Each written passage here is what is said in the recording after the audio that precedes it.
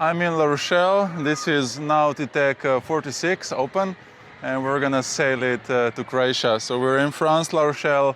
There's a long way, around 2,600 nautical miles. It's mid-March, so the weather is already getting a little bit better. Although now for 2 weeks the people just couldn't go across Biscay because the weather was really bad. But now it seems like we're getting some better weather and we'll be able to go. The boat itself looks very nice. I like the shape a lot. And you can see that the hulls are pretty skinny and that it's actually pretty high above the water. We have a pinon, so we have a code 0 and a furling spin anchor. We have a self-tacking jib, which I don't really like, but this boat, you can have it as a Genoa. It has this mainsail where the mast is kind of a little bit more forward than on the lagoons. Overall, the boat has a very nice shape. I kind of, visually there's not much, to complain. And the good thing is that we have a Lagoon 42 right here, so we can compare it.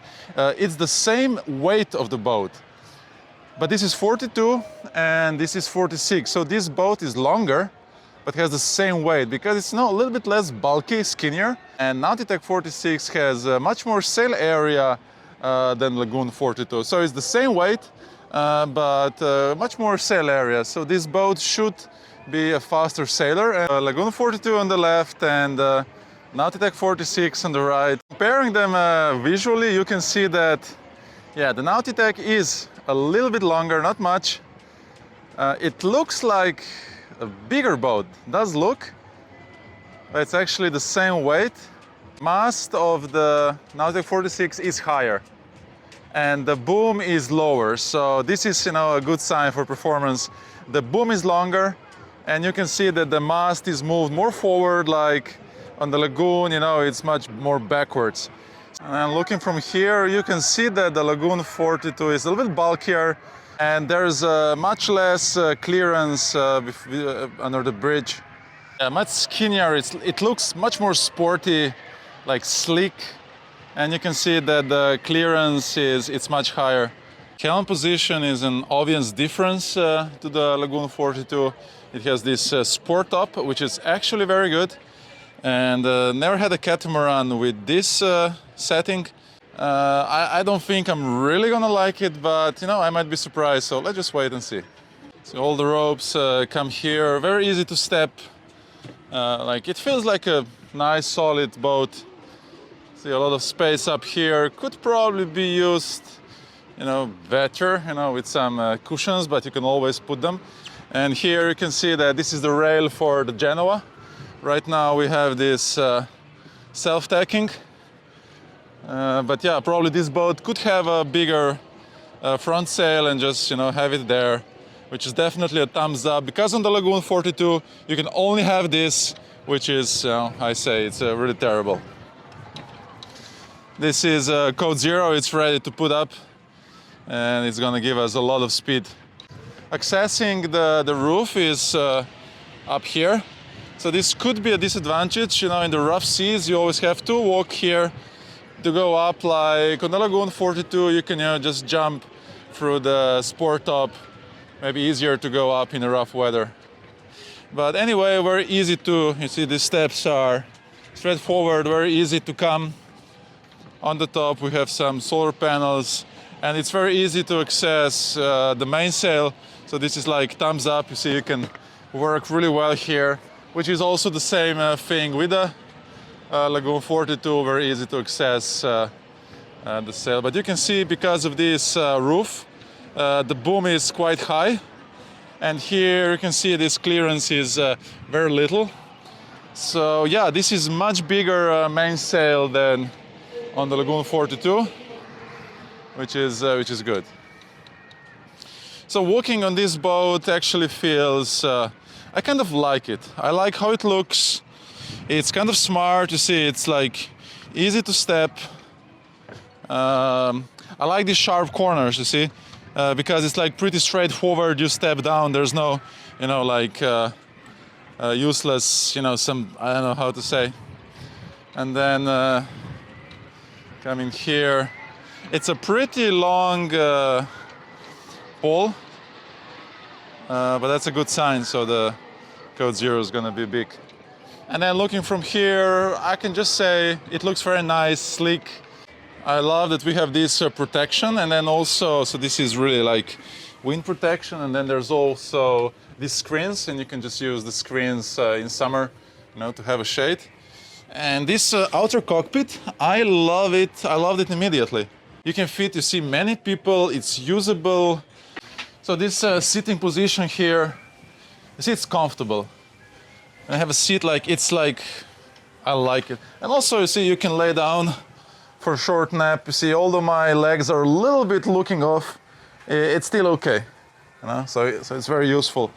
And then this one here, yeah, this is, okay. This one is not so comfortable. If you lay down here, well, it's kind of, well, I'm a little bit too big for this, but I guess smaller people would be just fine. And then sitting here, yeah, this is good. It's you know, comfortable. You can fit many people. You have a very nice view, and also looking forward. You see, you can because the saloon inside is open. It's very bright. It has very big windows. So, and immediately I like the doors because recently I was on a Lagoon 46, which has terrible doors. So this is basically the same doors, the same probably producer. But these ones, you know, just work. It's just one big doors, you see? So easy, you just come here, you click. They're really smooth, they open nicely.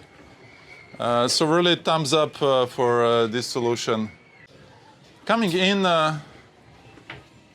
there's a big difference towards other boats. It's like unique. And I do kind of like it. You see, you have a lot of this brightness here and you have shades. Yeah, this is good. So when there's not much light and it's cloudy, you're still gonna feel very, see, like bright area, big windows. What I can notice is that this area is pretty small compared to other boats, but it's kind of, I like it because you're not meant to be inside. So you better use a space for something else and then have a huge area outside. But this is still, you know, plenty big for, you know, let's say 3 to 4 people to sit, to eat, you know, to do something. So it's not as big as on the other boats. It is smaller, but it's kind of small and cozy. So I would just say either like it, don't like it. I kind of like it. So we have 2 big fridges here. And yeah, this is really good. I love these fridges, which are just, you know, pulled out. And then there's a smaller one here, mostly for the drinks. And then there's another freezer somewhere down, so yeah, plenty of fridges. And we have another fridge, which is hidden here, so that's where you hide ice cream and all the stuff, because people don't know it's here. Oh, this is a huge, oh wow, look at this. This is really good. So the kitchen itself, I love the trash here. It's like, you know, the Lagoon 450 or 46 has, like, this is how it should be. And then you can just pull it from here. See, there's a bag, so this is a really good solution. Kitchen itself, I think it's plenty big. It works, it's very bright. So no complaints here, but I'm also not a kitchen expert. And this looks like a chicken. We're gonna eat well on this trip, I can see already. Going in there, some sauce and things. So. Okay, so it's gonna get better. Oh yeah, don't look at it. It looks good already, I mean, promising. And then we have a chart table here. So it's kind of interesting design. So sitting here is kind of, I don't know, how was this meant to, oh yeah, it was meant to be. This is pretty cool. It's like you can hang around, so there's 4 people sitting there. It can be 1 person. Or maybe a little bit too big, but like, this would be great for smaller persons. Or just, you know, sit, work on the chart table. And I do like, as I've said, I like these big windows. See, when you sit here, you really feel like, no, good. It's bright. It's really thumbs up for this. And I've been complaining a lot on some boats, you know, putting some sophisticated windows here. So this one is just like, you know, Neil has. I've said this is the best. Old, good hatch, you know, doesn't break. It's just, that's how it should be. The boat has a lot of storage, so underneath here, there's loads of space. We have loads of water. It's a very deep and big. And then again, all the way under there, there's so much space. And there's another one here. let's open this one. So there's loads of space, like really deep and wide. And there's more here on the back. So this area is really, see, used well. And another one on that side, so no complaints here. This is how all the boats should have it. Good job. Now we have more storage area here. So this is a water tank. We have a chain well, which is kind of, it's okay. It's not that hard to access the chain. It looks nice. Have windlass here. And this is just a storage. You see, when you're sailing, you can have some beer here. It's actually kind of like it, you know. You can have chips, more beer here in the shade. It doesn't get blown away. Because usually people, when they're around here and then they have to go, everything gets blown. But yeah, kind of a cool solution. And then we have another storage. So another water tank. This boat has 600 liters of water. So just nice storage. And then you can open this thing when you have to anchor. So like you can access and put the Y rope. It's a kind of a nice touch. I kind of like it, you know, you can walk on it. Yeah, it's kind of a nice finish, nice idea. This is looking really promising. I think this is gonna be another cooking video. It's looking really promising. I'm gonna get fat again.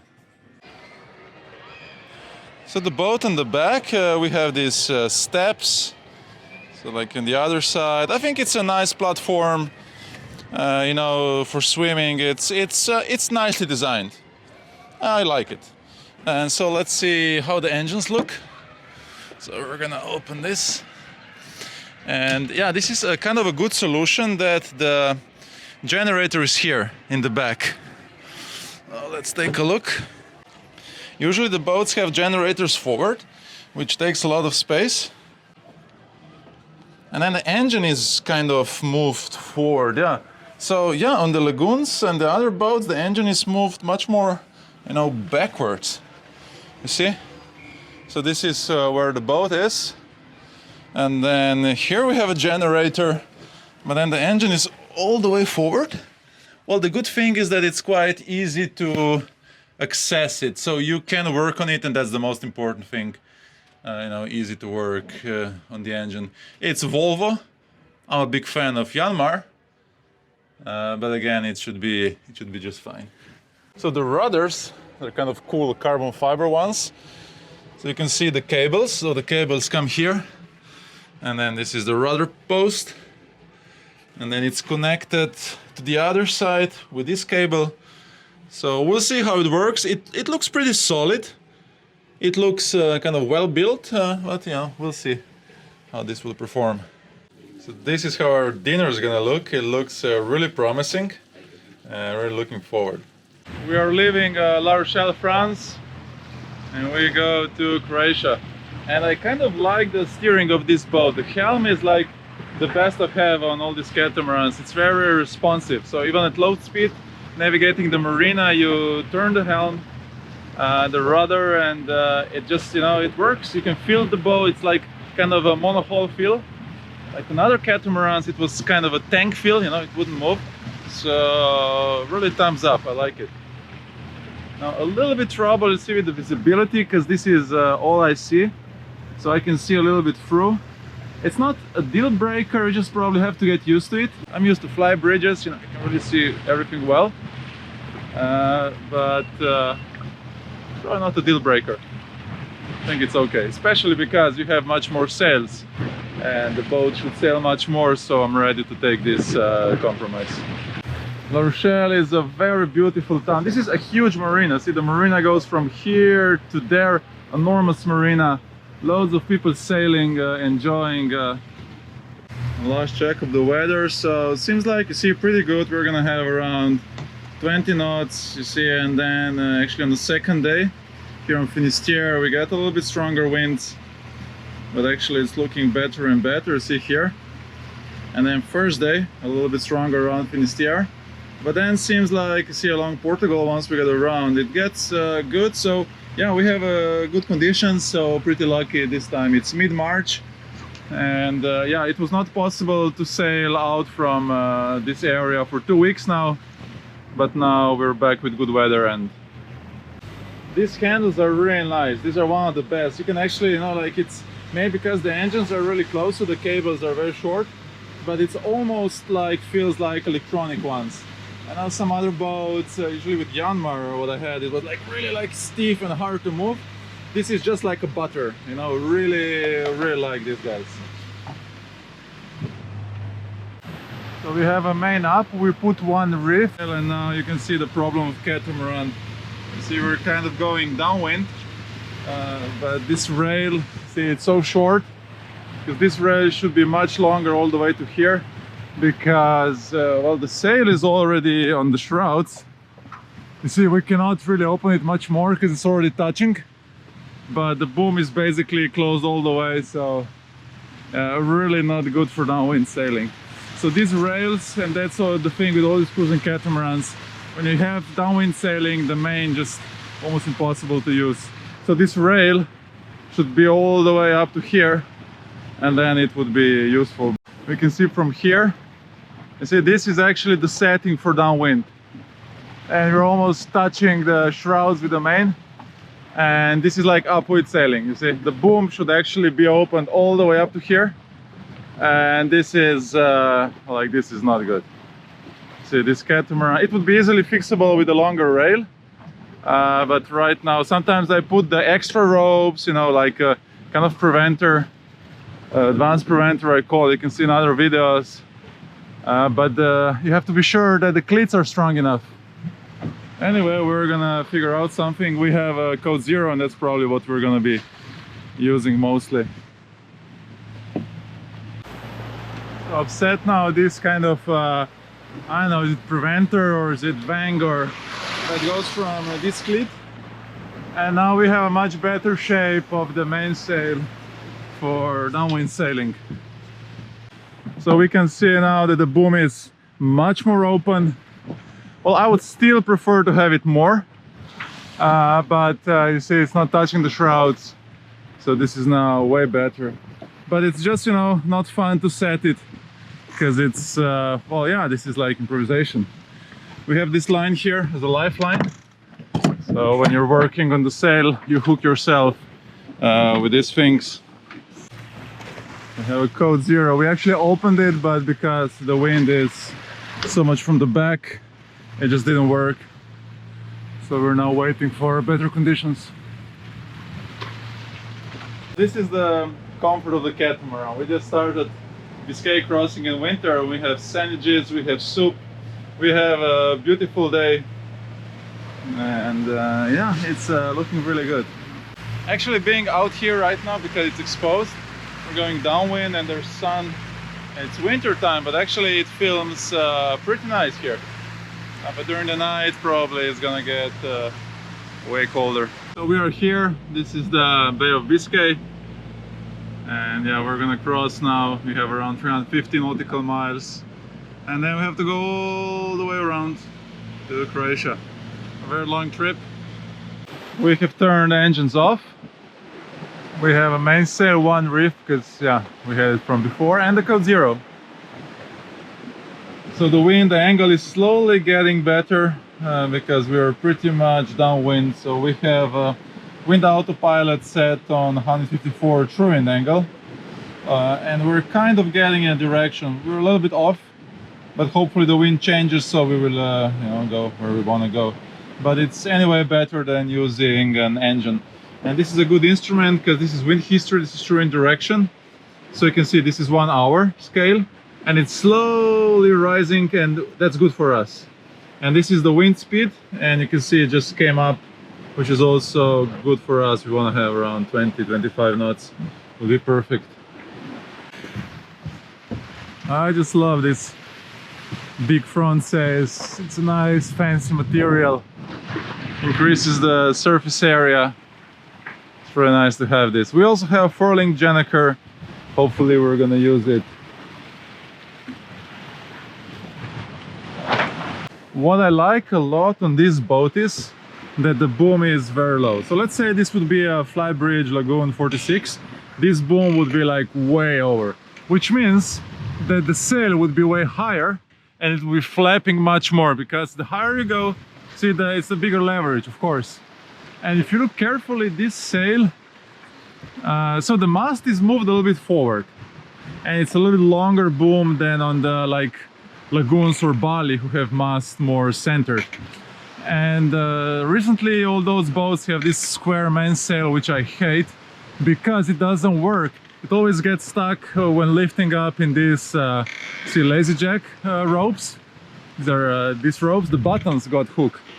But if you look carefully, this sail is like, it is a catamaran sail, but it's not that, you know, sharp square sail.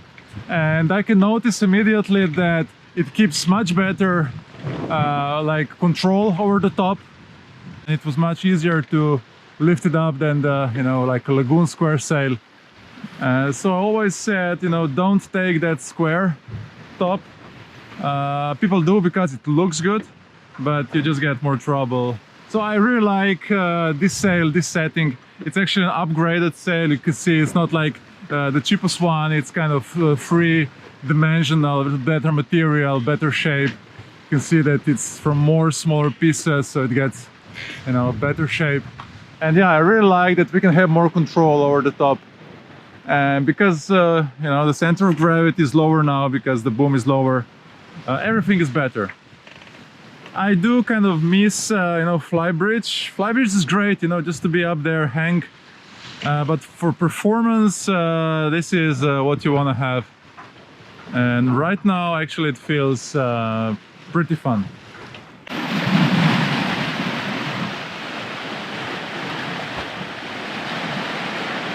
We're lucky because we also have folding propellers, so it adds up with speed, and there is no that annoying bzzz.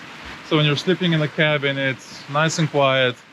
You have more speed and much less wear and tear on the gearboxes, right?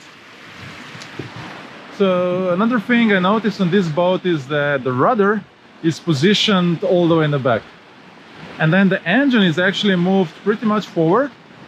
So the propeller would be like there somewhere. If you look at the lagoon catamarans, they have propeller all the way in the back, and the engine is all the way in the back, and then the rudder is there. So there's one thing I don't like about this setting. So if the engine is backwards and the rudder is forward, when you put hard reverse, the stream of the water tends to turn the wheel, the helm, and then this goes zzz, boom. So that's, you always have, you know, to fix it here. It's kind of annoying. And when you're docking the boat, you see, just using the engine, we have on the other side, then you have to hold this wheel, otherwise it turns.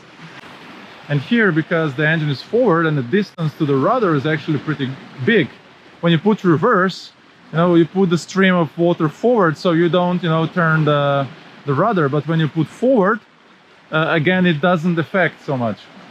So responsiveness of these rudders, it's really good. So coming out of the marina, I could actually, you know, steer the boat at low speed and feel comfortable doing, like on the, let's say, like on the lagoon catamaran, and that speed I would have to use the throttles much more.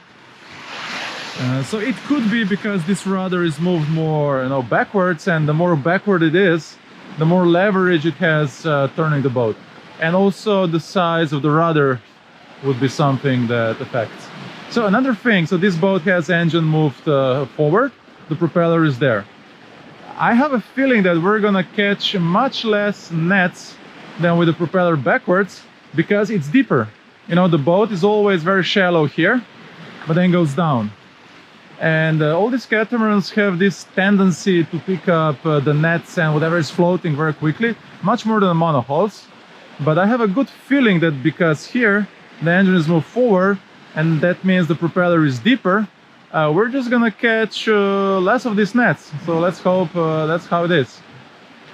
There is one disadvantage. When you're docking, especially in Croatia and Mediterranean, you know, in the marina, and you're going to the pier, you know, reversing, sometimes it's very shallow in this area. So if the rudders are moved backwards, it's much easier, you know, to hit the ground instead of having propellers there. But the good thing is, if you have propellers forward, there's less chance of catching the mooring line, because if the propeller is there, it's kind of closer, you know, to the mooring lines when you are docking, especially in the Mediterranean, like Croatia. So overall, I kind of like this for now, on this Nautitech, so thumbs up for now. We're having 70 knots of wind, and then you probably ask yourself, why don't we have a full mainsail? Well, we could have it, it would be no trouble, but sailing downwind, there's this usual trouble with halyards, you know, braking. If the sail is open a lot, I've explained in many other videos, then it tends to cut on the pulley of the mainsail, so that's why we have just one reef, because then it reduces this chance a lot. Although we lose the speed, so it would be nice to have a mainsail, but just because we're trying to save the halyard, that's what we did. And also, if you put one reef, you have much bigger control over the twist of the upper part of the sail.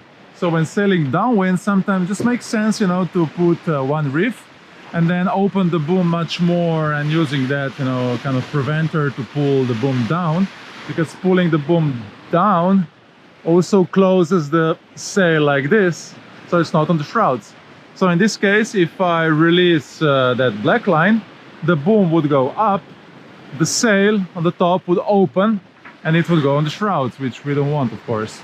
So sometimes the first reef is just like a very good solution. It's not the fastest one, but everything else is better. We're having 11 knots of apparent wind speed, doing 5 knots speed or ground, but we have a lot of current, so we can take a look here. Although BNG is always putting too much you know, current against us, but yeah, we have 1.4 knot against us. So if we like add this, we're actually doing around 6 to 7 knots or ground, which is I mean through the water, which is pretty good. But the angle is really bad. You see, we're having this showing angle of 160. We're going way too much downwind, but that's how it is. This is the best we can do. We would have to go downwind even more, but yeah, that's how it is. If we want to sail more downwind right now, then the Code Zero is gonna get in the shade of the mainsail, and it's just gonna start flapping because it's in the wind shade, so it doesn't get much wind. And then we would have to use the engines, so sometimes, you know, better to go a little bit off course and then sail and not use the engine. It's gonna take a little bit longer, but we save the engine hours, the fuel, and of course it's much more fun to sail, especially if you have these fancy sails. So yeah, we're doing just fine. So this position here, I was not sure if this is gonna be okay or not, but actually, you know, I just kind of like it. It's not bad. I mean, you're exposed, I mean, being all days in the sun wouldn't be fun if it's too windy, but right now, because we're sailing downwind, we have sun, it's not really cold, it's actually pretty pleasant. I kind of like it, and you're much closer to the sea. It feels like, you know, the monohull, and yeah, I like it kind of, really cool. Still, I'm a big fan of fly bridges, but yeah, I mean, having this here, you get much more sails, lower center of effort, you know, forces on the sails, better performance. And I think this boat is gonna sail pretty well once we get, you know, some side winds. The wind is picking up, but the angle is falling, which is not good. You see, it was going really well, it was going up, but it's going down. So you can see we're actually going more towards Galley than Finisterre. But yeah, let's hope the angle changes. It's a really nice sail. Actually a beautiful day. And very calm, you know, winter Biscay. Well, this is a beautiful winter Biscay. We could be much worse. So yeah, we're lucky. The boat feels very, for now, it feels solid, it feels quiet. There is no unnecessary noises, and it's pretty pleasant to be on this boat. And as the sails are much lower, center of gravity is lower, there is no this square top, you have more control, and the mast is relatively lower because you don't have that fly bridge. It's just like much less banging and necessary sounds. I really like it so far. It's really, I can say I am enjoying this sail right now. We have a pretty decent speed, so now I've set here to speed over ground and speed through water. So basically we're doing around 7 knots now, and I'm just gliding through the water, and we're having 18 knots of future wind speed and a really bad angle because from behind, flying one rift and a code 0, having a beautiful day. Also sitting here, you can listen to the water. You're much closer to the sea than on the flybridge. So flybridge is better because you really see well. It's kind of fun to be a little bit higher and see a lot. But here you can hear all these noises. You're closest to the water. Although sometimes when the boat goes very fast, it gets really loud here because you get more drag. It's everything is much more live. But we're about to see that. The wind and sea have been dropping, and right here we've done a maneuver, and watch what happens. The wind changes back for 10 degrees. This is like how sailing always is. Now we're sailing a butterfly with a code 0, and if you do this correctly, it actually works. So we are using wind autopilot because now you have to be very accurate with the angle. And if you go heading hold or hand steer, you're probably not gonna make it for a long time. And you can see that our speed now is bigger and the boat is much more stable, and we have a very happy sails. They're not banging, they're not causing any trouble, so very low maintenance setting and happy sails. Happy sails, happy crew.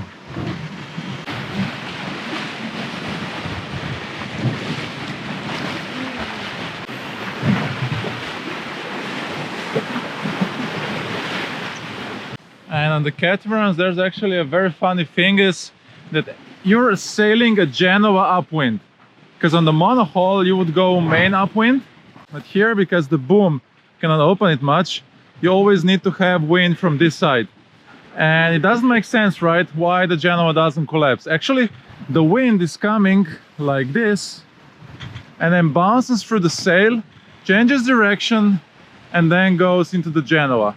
So basically, if there would be no main, the Genoa would collapse now because we have the wind from this side, So this is the effect of the main. The wind hits here and bounces back to the other side and then fills the Genoa, code 0. So it's actually a paradox. We have a sail, we have the wind you see from this side. The wind is going like this. And yeah, and just the main keeps the code 0 open. On the monohull, you do the other way around. It's very interesting.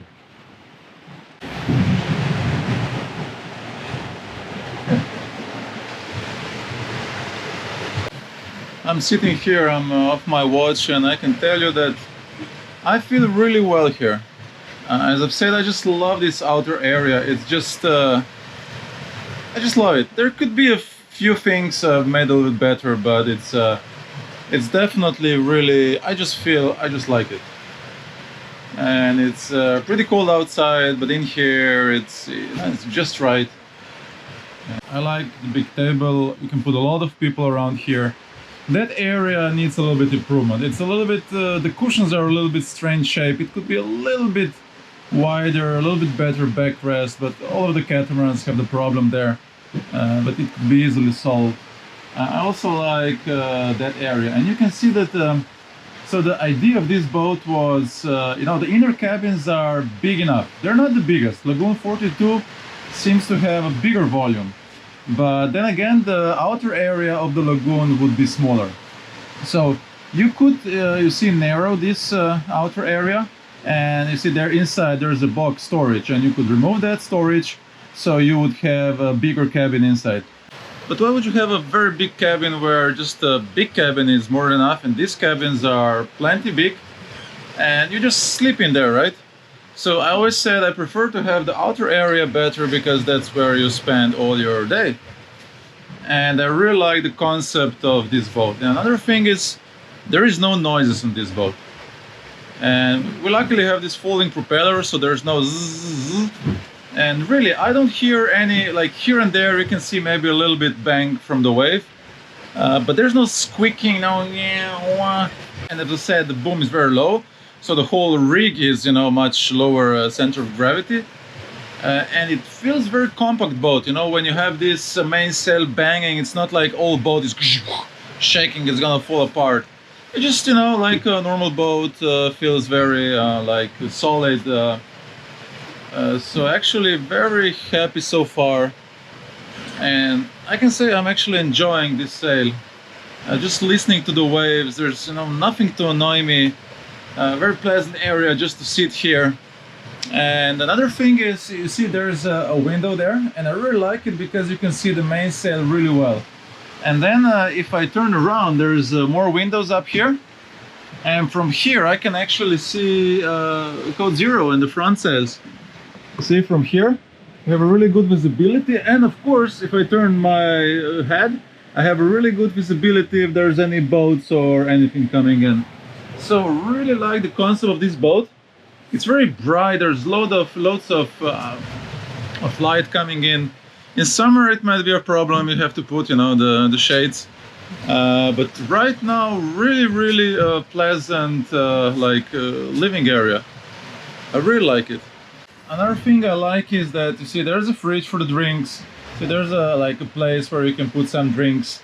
What I like is that there is no sink and no, you know, water and everything, because some boats put like a big outer kitchen outside, which is just a waste of time. You know, you have here, and it's plenty good.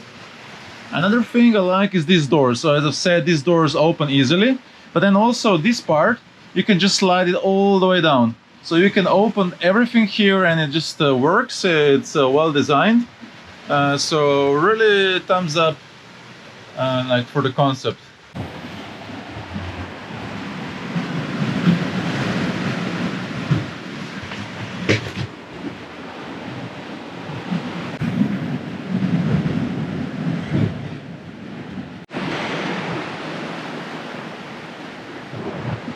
We're sailing butterfly straight downwind. We have wind a little bit from this side, so the mainsail has advantage, but as you can see, it's just the usual catamaran trouble sailing downwind with this heavy full bottom mainsails. I mean, it's way better on this boat than on any high boom flybridge catamarans, because it's, you know, the higher you go, the more movement there is the mast. So the lower everything is, the less movement it is. But still, you know, this sail here and there bangs across when the wave comes. You see, like, bang, sometimes even more. But it's a very solid boat. As I said, on some catamarans, when this happens, the whole rig just shakes, you know, crazy. It's very solid here. I kind of like it. So you can see the mainsail is constantly banging, and that's an issue when you're crossing an ocean. You see, if you're doing this bang bang bang bang for 1 month, you know, something is gonna break sooner or later. I just got a comment on my YouTube that my lagoon catamaran review, that the lagoon factory told the owners of the lagoon that you're not allowed to sail downwind only with the Genoa, because it's supposed to put too much stress, like too much forces pushing the mast forward. And I mean, I would really like to hear from the lagoon and actually from all of these catamaran producers, how do you supposed to sail across the ocean? How do you supposed to sail downwind? Because also on this boat, you cannot open the boom enough. You could put a very long rail and then it would work. Experience crossing oceans, I think you should just put the main down and use the front sails. And there's been many discussions, you know, like people, you know, trying to figure out how to sail down with the main, because you cannot have it bang all the time. And then I've seen many people crossing oceans just with the power sail. So the main sail is down, just the power sail, or just the front sails. And I've done a lot of sailing using just the front sails, also in a very strong winds, and had no trouble. Actually, it was much better once you put the main down. It felt just, you know, much safer. But yeah, I'd like to hear from these you know, producers, designers, how do you supposed to sail downwind?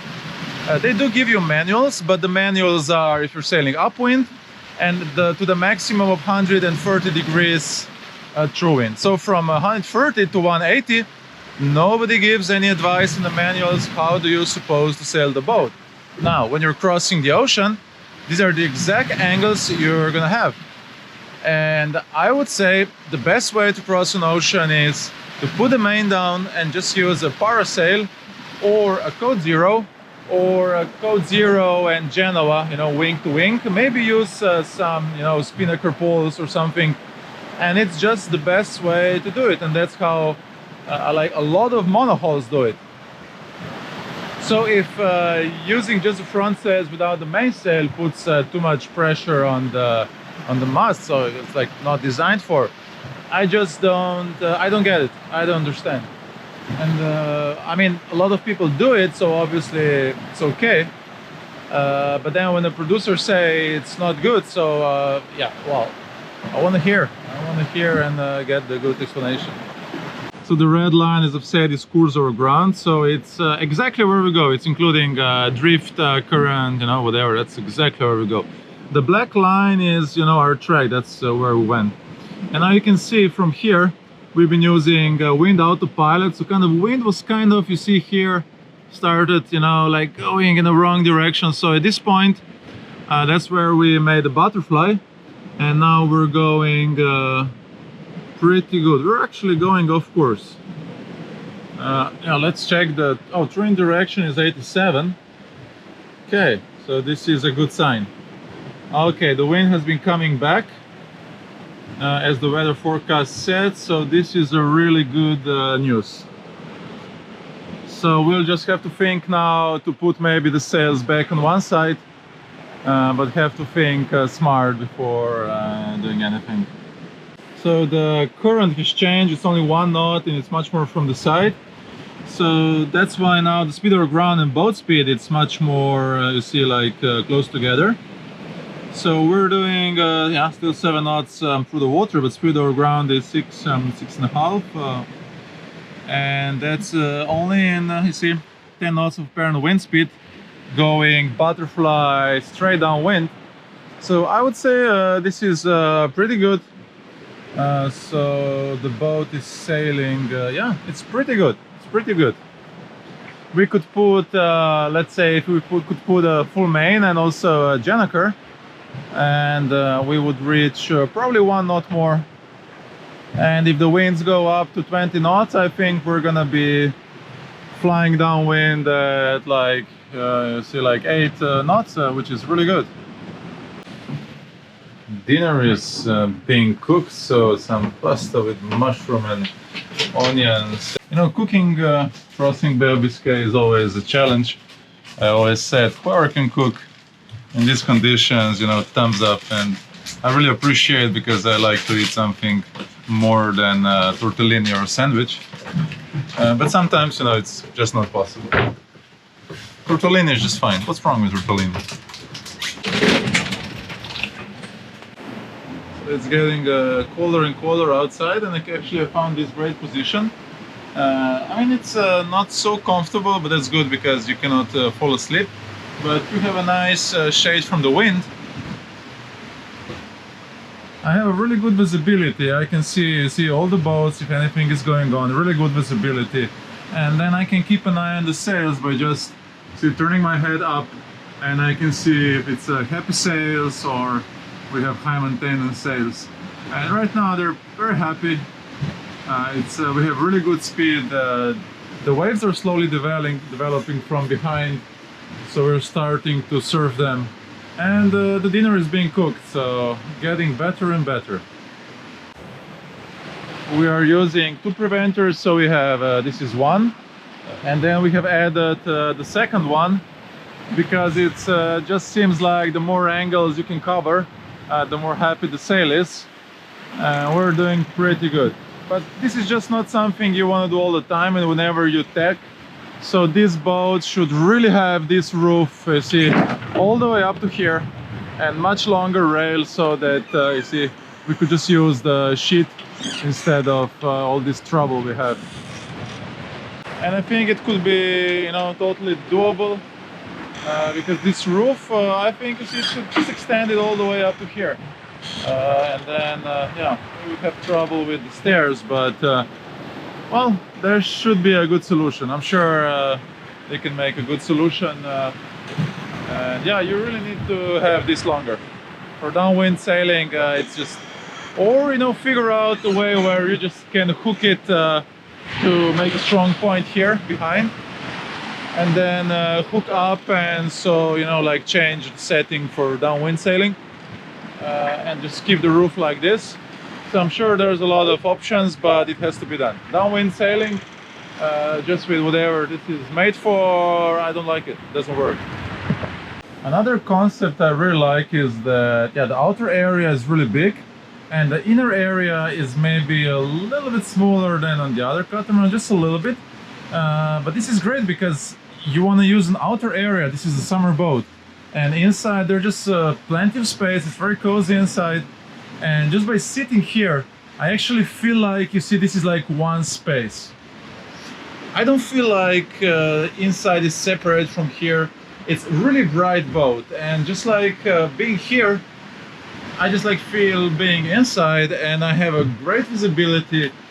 I really feel well on this boat.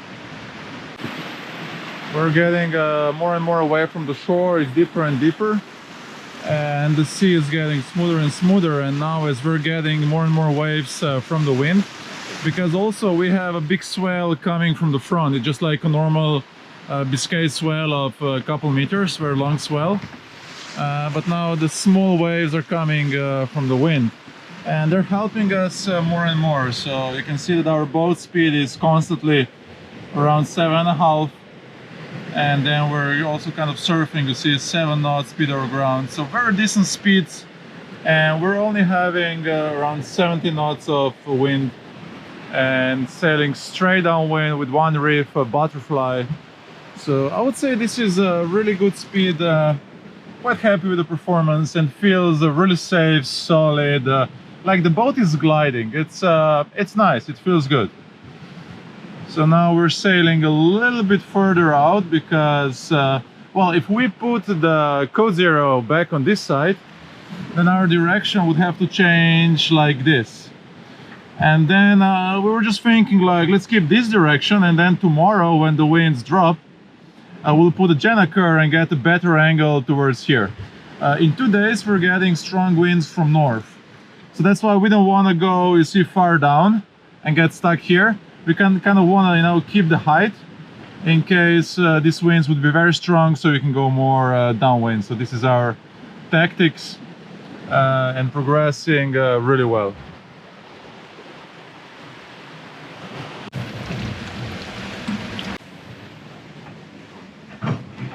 Pasta is ready, and this is gonna be really good in this cold weather. A little bit more left, and we're having a really nice sunrise, sailing towards Finisterre across the Bay of Biscay. We have a big wind shift again. I mean, not so big, but obviously you can see how the wind keeps changing, but the speed is kind of constant, and we're doing really good. Sunset.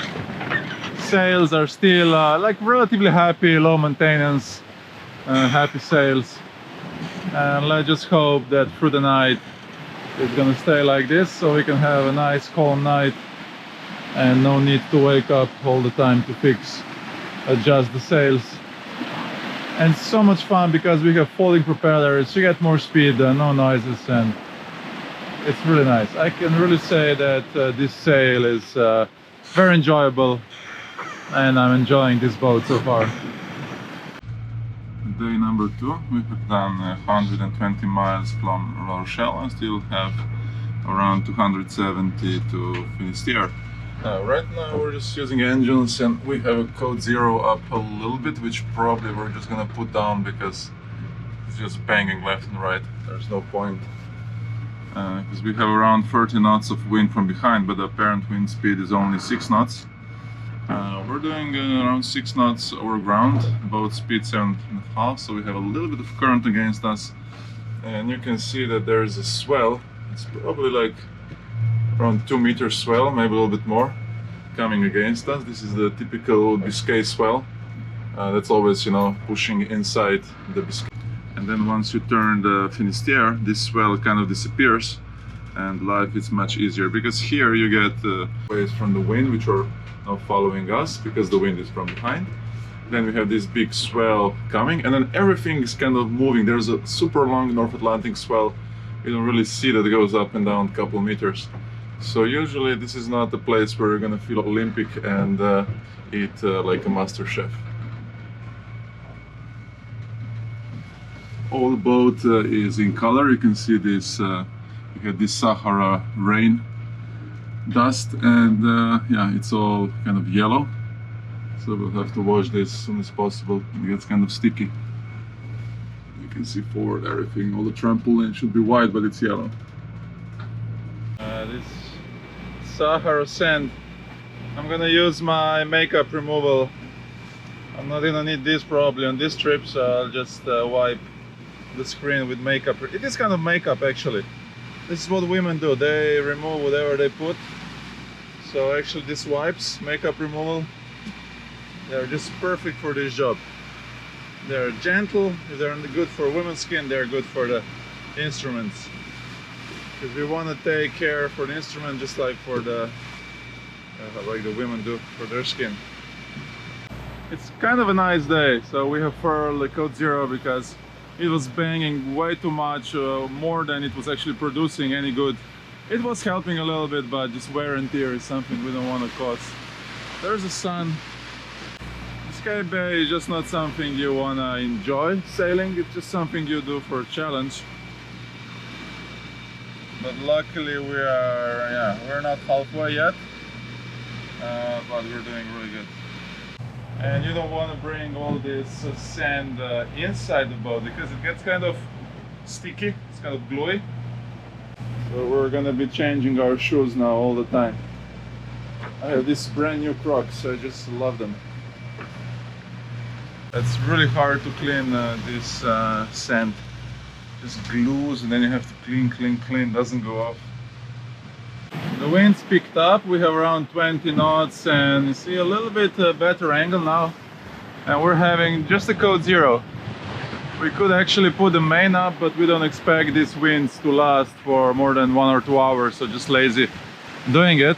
But we're doing a really good speed, so basically we're doing 6 knots speed over ground, and boat speed is 7, and that is just, and we have 50 knots of apparent wind speed. Just by using Code Zero, which is pretty decent.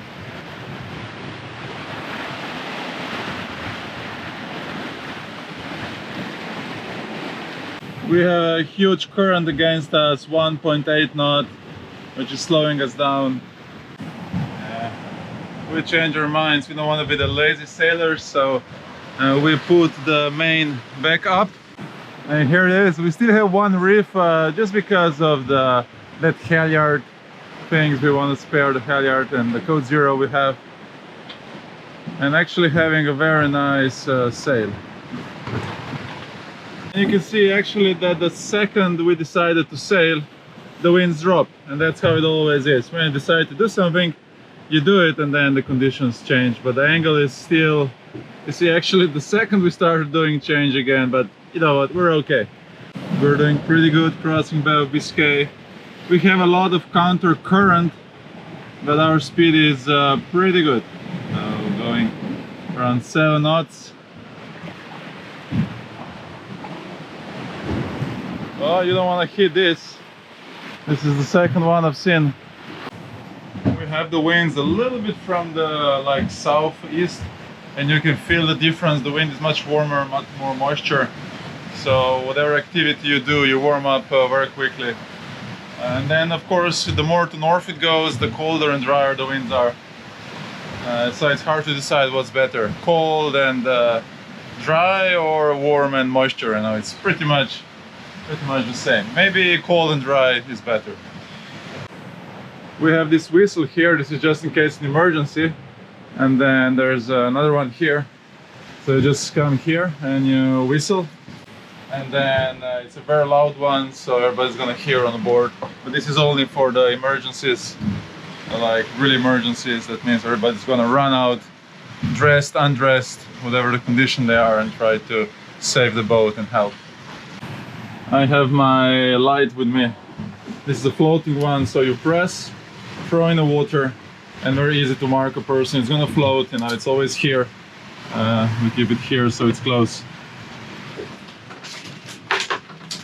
We also have this machine. This is the Epier of the boat, a big one, so it has a big battery. And then I always carry my small one. This is a personal. It's the same thing as the big one, just smaller one, so shorter battery life. I keep it in my pocket. It goes up to the satellite and sends SOS signal. So this is my best friend on these trips. Keep it in the pocket. Emergency. If you fall in the water, just you know, turn it on manually and hope for the best. At least you have a hope.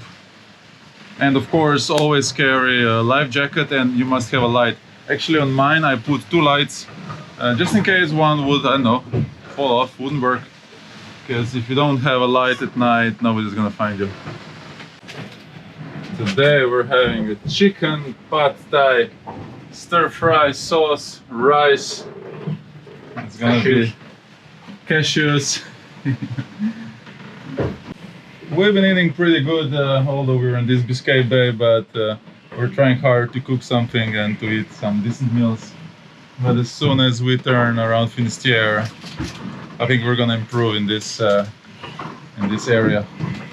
This is for my friend Terry, because he loves eating meat when he's sailing, but he always gets tortellini. So we have this rice, which is in the bags, and you just boil the water and put the rice in for 10 minutes. And then you have a risotto. Add some chicken, and then this sauce, and you are good to go. I like it how quiet it is in the cabin, so I'll just keep my mouth shut for a while and we can listen.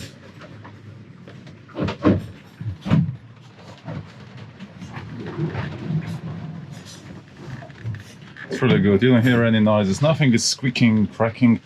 It's folding propeller. You don't hear anything. The funny thing is this. You see, it's like positioned. Well, it's. I mean, there had to be a real genius, the one who was designing this. So you turn it on here behind, and so I mean, you can, you know, hit this. It's like, no, not a big deal. But isn't this like exactly here where you can crash your head? And then when you open this thing, you see this is gonna crash directly. So this is like the most crazy position that somebody could design this. I mean, I love these fans. You can easily get the ones who are protected ones. You're not gonna hurt yourself, you know, by doing this, but you're gonna damage this, and it just doesn't make sense. And you have to go like here and cut yourself, and mamma mia. But really quiet boat. I mean, we are going downwind, but there's quite a lot of swell. But yeah, it's pretty stiff boat so far. The only thing, I would prefer to have this window bigger. So this is just a small window, and then in summer I would prefer to have a much bigger one, and also it would be a better escape hatch. And yeah, there's one small window there, there's one behind, but this one would be really nice to have it bigger, just to have, you know, more air in summer. And these light switches, I mean, mamma mia, see, they're like half size, and the same color as this. It's already kind of hard to find them, and then it's half size. There's another one here. See, it should be like a different color, it should be bigger. When you're searching, you know, it's like half harder to find them. That's a smoke alarm. I think with these light stitches, somebody was just, you know, trying to figure out, hey, it's already hard to find. Let's see how hard it's going to be now. No, let's measure time, and let's have a, you know, a hidden camera to see if how long are people going to take. It's not funny, you know. It's really not funny. We do like meat, but there has to be some vegetables. They say it's healthy, and I mean, the meat looks better. Yeah? You don't always have to eat this, but if it's like this, the meat just looks so much tastier. So makes it look nicer. Oh, you're trying to do this. Yeah, yeah. Oh, you're trying to copy this Oh, picture. we've got a lemon somewhere. Yeah, let's copy it, and it's gonna be. How's the rice doing? Yeah, it's doing good. Good. This is not really good. They're not salty. There's something, some special flavor. Really good. This table is just big enough. You see, I like because you can fold it, and you can actually sit. You see, kind of comfortably here. And when I'm doing my watch, I'm actually sitting here, keeping my legs up here, and I have a really good view. I can also see the nets, and I like this table kind of. You know, it's a small, cozy place, but I just like it more and more. And then you can open it. You have to have a bigger meal, or just close it to have a club table, and just enough for 2 or 3 people to have lunch. You can adjust the height of this table. You can put it all the way down, but it's just not strong enough to make kind of a sofa here. So it would be really cool if you could make like a big sofa or a kid's bed, and just then watch television we have here. But this one, you see, when you open it like this is just like too fragile to put my 100 kilos up. So maybe a little different design of this table would be really cool, and then put the table all the way down and put the cushion. This would be like so cool. Still doing fine. We have a 10 knots of apparent wind speed and doing 6.4. We have a lot of counter current, so we'll just be watching this speed. So wind is dropping. It's relatively good, and we have 1 reef in the main. Pretty good speed. This is the logbook. Actually, it's a log paper. Just like I know exactly why you have to do this. It's mostly for the, I would say, insurance these days, because we have so many backup, GPSs, probably like 3 or 4 on the boat. But still, if everything goes wrong, if the GPS system shuts down, then we can see where we were going, and just use a normal chart to mark our position and find a way to safe haven much easier.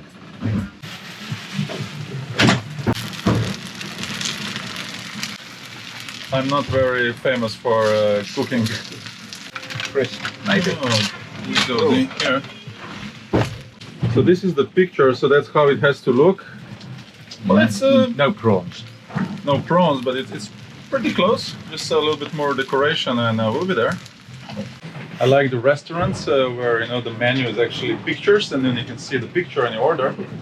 But I actually don't like it when I go to the famous fast food restaurant with burgers in Europe, because the burger looks this size, and then you get it, it's like a tiny mine. You almost cry what you got. It definitely doesn't look like what you were hoping to get. But this is looking pretty close. We're doing really good.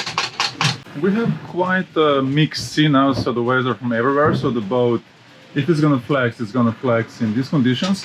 You can hear a little bit of something, but it's actually the halyard from the Code Zero, which is because the Code Zero is dancing, a little bit left and right because of the waves. And then you can hear from here, but this is not the boat. This is just like how it always is because of the wind conditions. But otherwise, really quiet boat. Like really no complaints about like the structure so far. And I really like these doors because on some other you see similar brand catamarans, you have similar doors, but then when you want to close, you use this button. There's an extra button, and then this just confused. Here it's really easy. There's just one button for everything, so easy to use. Click, and then just use this one to open. So just one door like works flawlessly. It's really good. And then you can slide this door. See, there's another button. Press and then open all this door behind there, and then you get a huge opening, in summer, a beautiful living area. And then from outside, this is the button I like even more. See, it's actually like kind of a button, and you can hold. So just squeeze to open and close. So really don't know why some other brands have an extra button here, and then they have a sequence, and they would have 4 segments and just complicate life, and you can just break your fingers. So really good design. Thumbs up for this solution. And then once you open this, you can see how well connected you are to the outer area. It's already a very bright boat because of all of these top windows, as I've said. Very easy to see the sails. You see, just from inside, I can see what's going on. Very easy to sail the boat from inside. And when I'm sitting here, as I've said, really good visibility. And I can see a chart plotter there. And it's just close enough that I can see all the numbers. There's any boats coming. So feel very comfortable sailing the boat from here. Actually, it's much better visibility from here than from outside. And you can see the nets and everything. You're warm. Now let's compare what we've done. So this is the picture. I think it looks... I mean, we don't have the shrimps, and that's the only thing. I think we actually made it much better. How does it taste? Yeah. Good. That wasn't very convincing, but... Maybe we should have used 2 packets of the sauce. Let's give it a try. I think it's really good. I think it's perfect. So the winds are dropping a little bit. We're now down to 10 knots per hour wind speed. Still doing 6.5. And so this is why the Code Zero is really good stuff. If we wouldn't have Code Zero, just, you know, the small like Jeep self-tacking one, we would probably have to use you know, motor sail with one engine. But right now it just makes this difference that we just keep sailing. We have dolphins visiting us.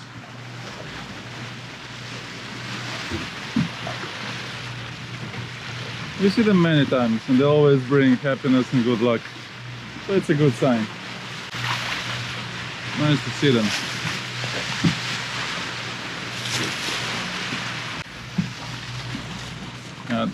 The boat is all dirty from this Sahara sand, so hoping for some good rain.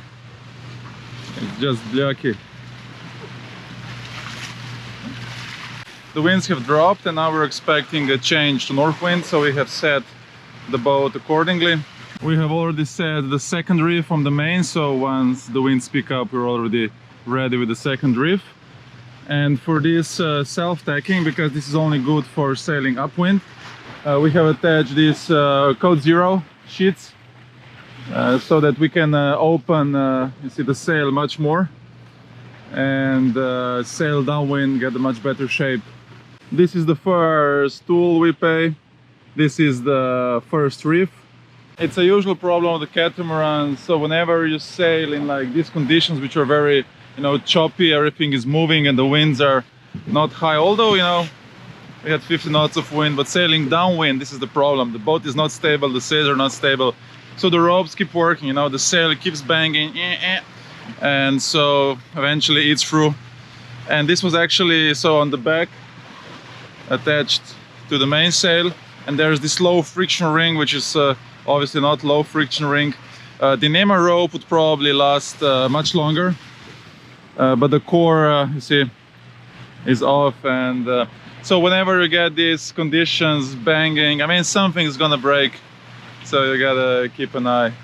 You still can sail, but you know, if you're crossing an ocean, that's why it's not so easy to cross ocean with these catamarans, because you just get this here wear and tear. Another problem is with the halyards for gen anchors, spin anchors, and Code Zero. So this sail tends to, you know, move left and right, put a lot of forces. So basically, this halyard, although, you know, high quality, the NEMA, it just keeps, you know, stretching a little bit like this. You see, and then eventually, you can see on these places it starts to wear out, and then if you're crossing an ocean, you're gonna break it. So probably when you have these conditions that the boat is going left and right, you're going downwind, you know, kind of big swell from there, and the sail, you know, keeps banging, you probably shouldn't, you know, sail, just put the Genoa on, go slowly, or just use the engines. So I still have no solution for this. I guess it's the problem of all the boats.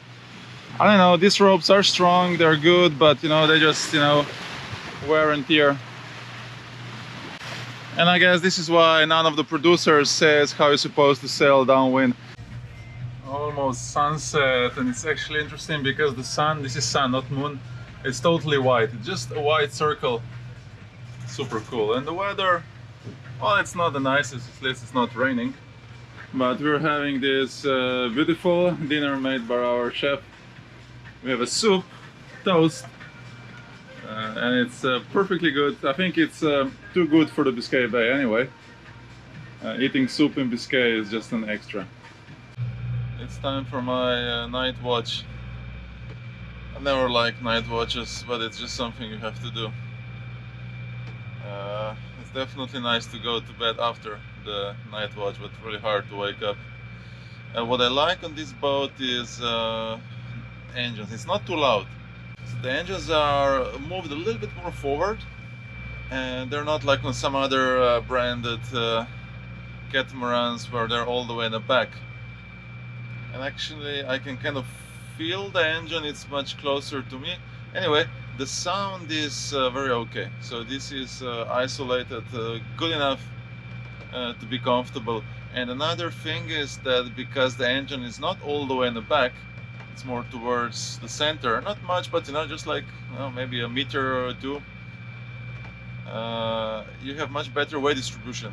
If the engine, which is heavy, is all the way in the back, like on some other brand catamarans, this is not the best, because you want to have all the weight, you know, in the middle of the boat. So moving engines a little bit forward is actually very good. So we're gonna get these north winds tomorrow, which is gonna be a really good sailing. But I want to show you, this is our track. See, so this is a course over ground, but the yellow thing is our track. So it's very good because you can turn the boat if you've lost somebody, and that, like, you know where you were, so you can backtrack. And like if you go here, you can see this is where we were putting the sails down. So we went upwind, first downwind to put off the code zero, and then upwind to put down the main. And then you can notice another interesting thing, like this. So what would this be? We actually made a loop, and this is actually the time when the BNG autopilot disengaged. So it disengaged and the boat started doing, see, circle. We figured out, you know, corrected, and kept going on. And this is one of the things with this BNG autopilots. It's been happening for 5 years now. I was really hoping they're gonna solve this problem. It's still not solved. So they just keep disengaging. So we've been sailing now for a day and a half. It has happened twice already, once on wind autopilot and once on just heading halt. And sometimes you get a kind of alarm. It says like autopilot is like disengaged, but not always. Well, the biggest problem is that, you know, you're under the sail, and then if this happens, you can have a big mess. So be aware of these BNG autopilots, because like on so many boats I've been sailing, it's the same problem, the same issue. They disengage without any warning, so cannot really trust them, you know. It can just happen with, like, you know, for no reason, and that's I think it's a big issue, because it gets really dangerous when you're flying some big downwind sails like parasail, spinnackers. I'm gonna send my position to my webpage so people can know we're still okay. So it takes a while until he finds a satellite, sometimes, you know, very quickly, sometimes a couple of minutes, so just I leave it there. We are now under engines, and you can see that it's not very loud. There's some people sleeping now, so I'm not talking very loudly, but actually it's very pleasant up here. There's no like unnecessary noise. Well, you can hear the engines because it's a diesel engine, but it's very comfortable. Day number 3. The winds change to north, which is kind of good, but if they get too strong, we might get a little bit uncomfortable. Probably not in trouble, but Finisterre can be very tricky. For now, we're doing really well. So we're having a second reef on the main because we expect more winds and the full jib, and doing really good. We have a lot of current against us, a lot of current.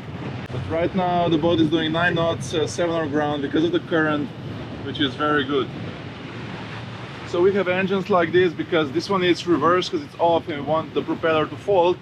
And this one is start running because we have a small issue This instrument is kind of not working anymore, it's kind of dead. And I don't want to stop the engine. It might be possible that we actually can, this is all out of order. But I don't want to stop it in case we wouldn't be able to start it again.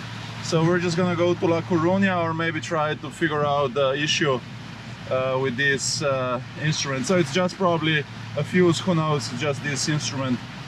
Maybe just the screen and this is still working, but I don't even want to try, because as long as it's working, let it work. And we are close to La Coruña, so we are 90 miles from La Coruña. So we'll just go there, stop and figure out. And we have to clean the boat anyway, and maybe have a shower. Not maybe, we need a shower. We definitely need a shower. We have apparent wind angle from the side, and the self-tacking just, you know, doesn't work really well. So I have put this rope, the red one, and I'm using both the self-tacking and the red one. And now the shape of the sail, you can see it's a pretty good shape, but without this it would be just terrible. So self-tacking is a disaster, and you don't want to mess with this all the time. So just like stop putting self-tacking on the boats.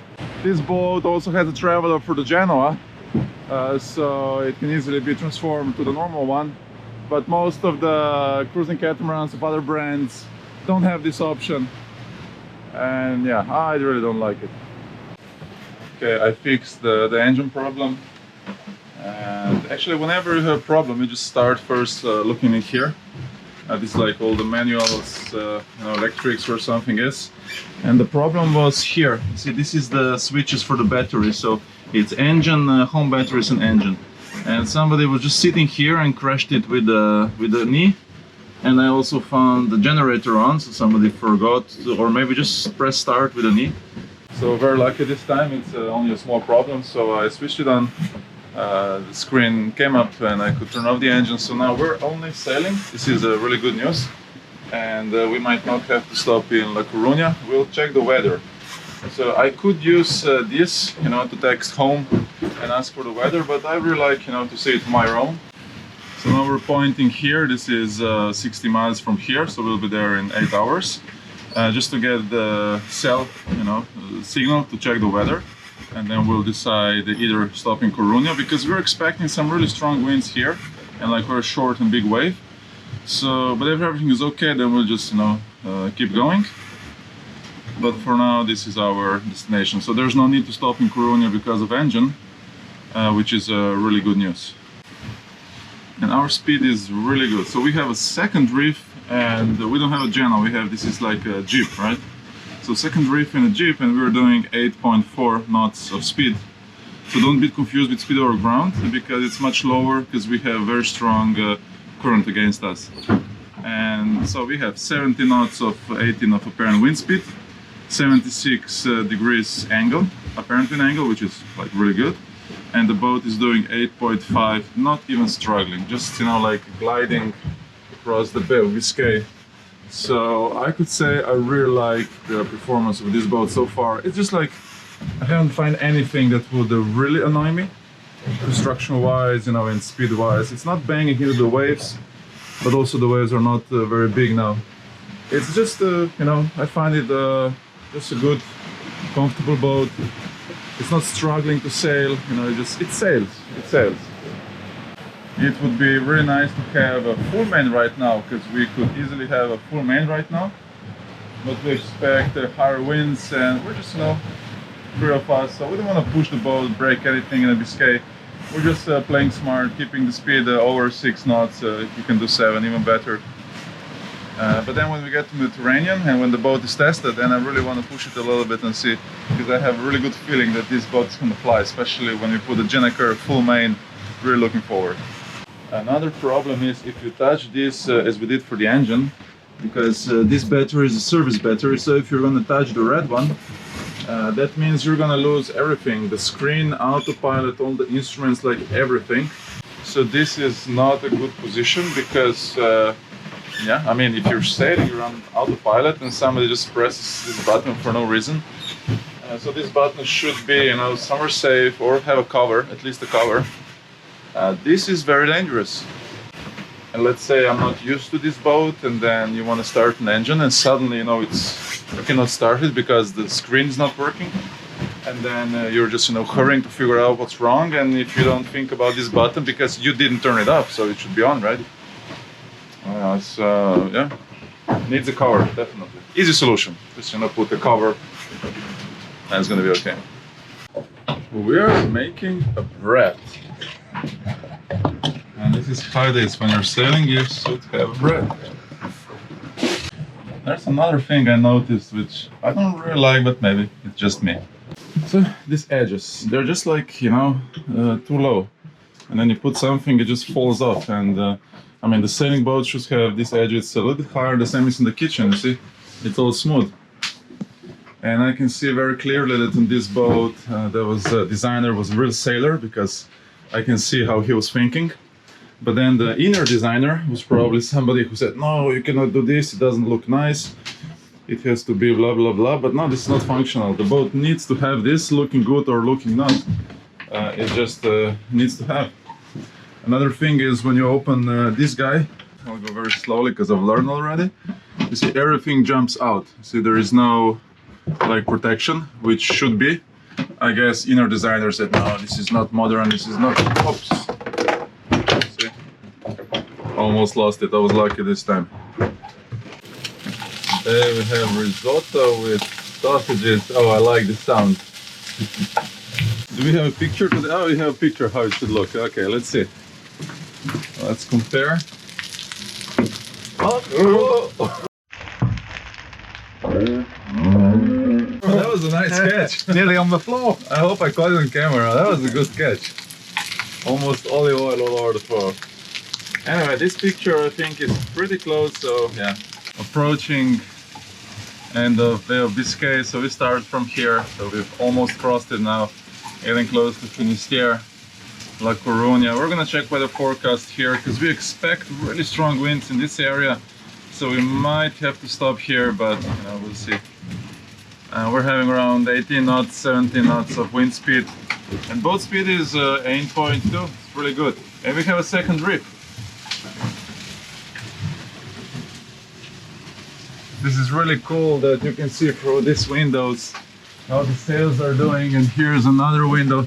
It's a little bit dirty because we have all this Sahara sand. And then we have more windows here.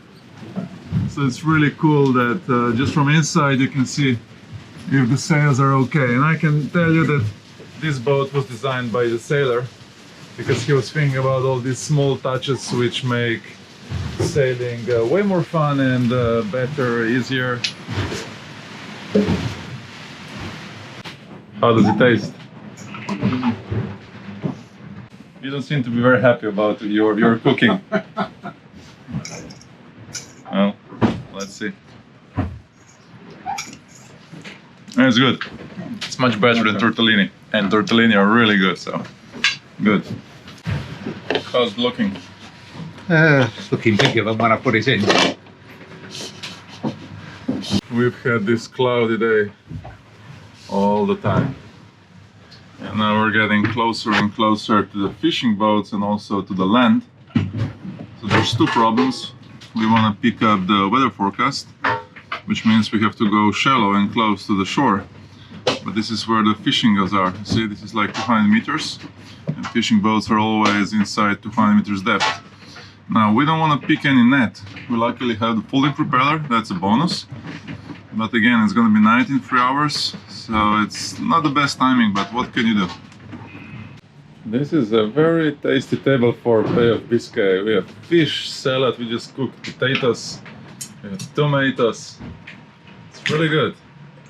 Well, I guess this Bay of Biscay cannot be that bad if we're eating so well.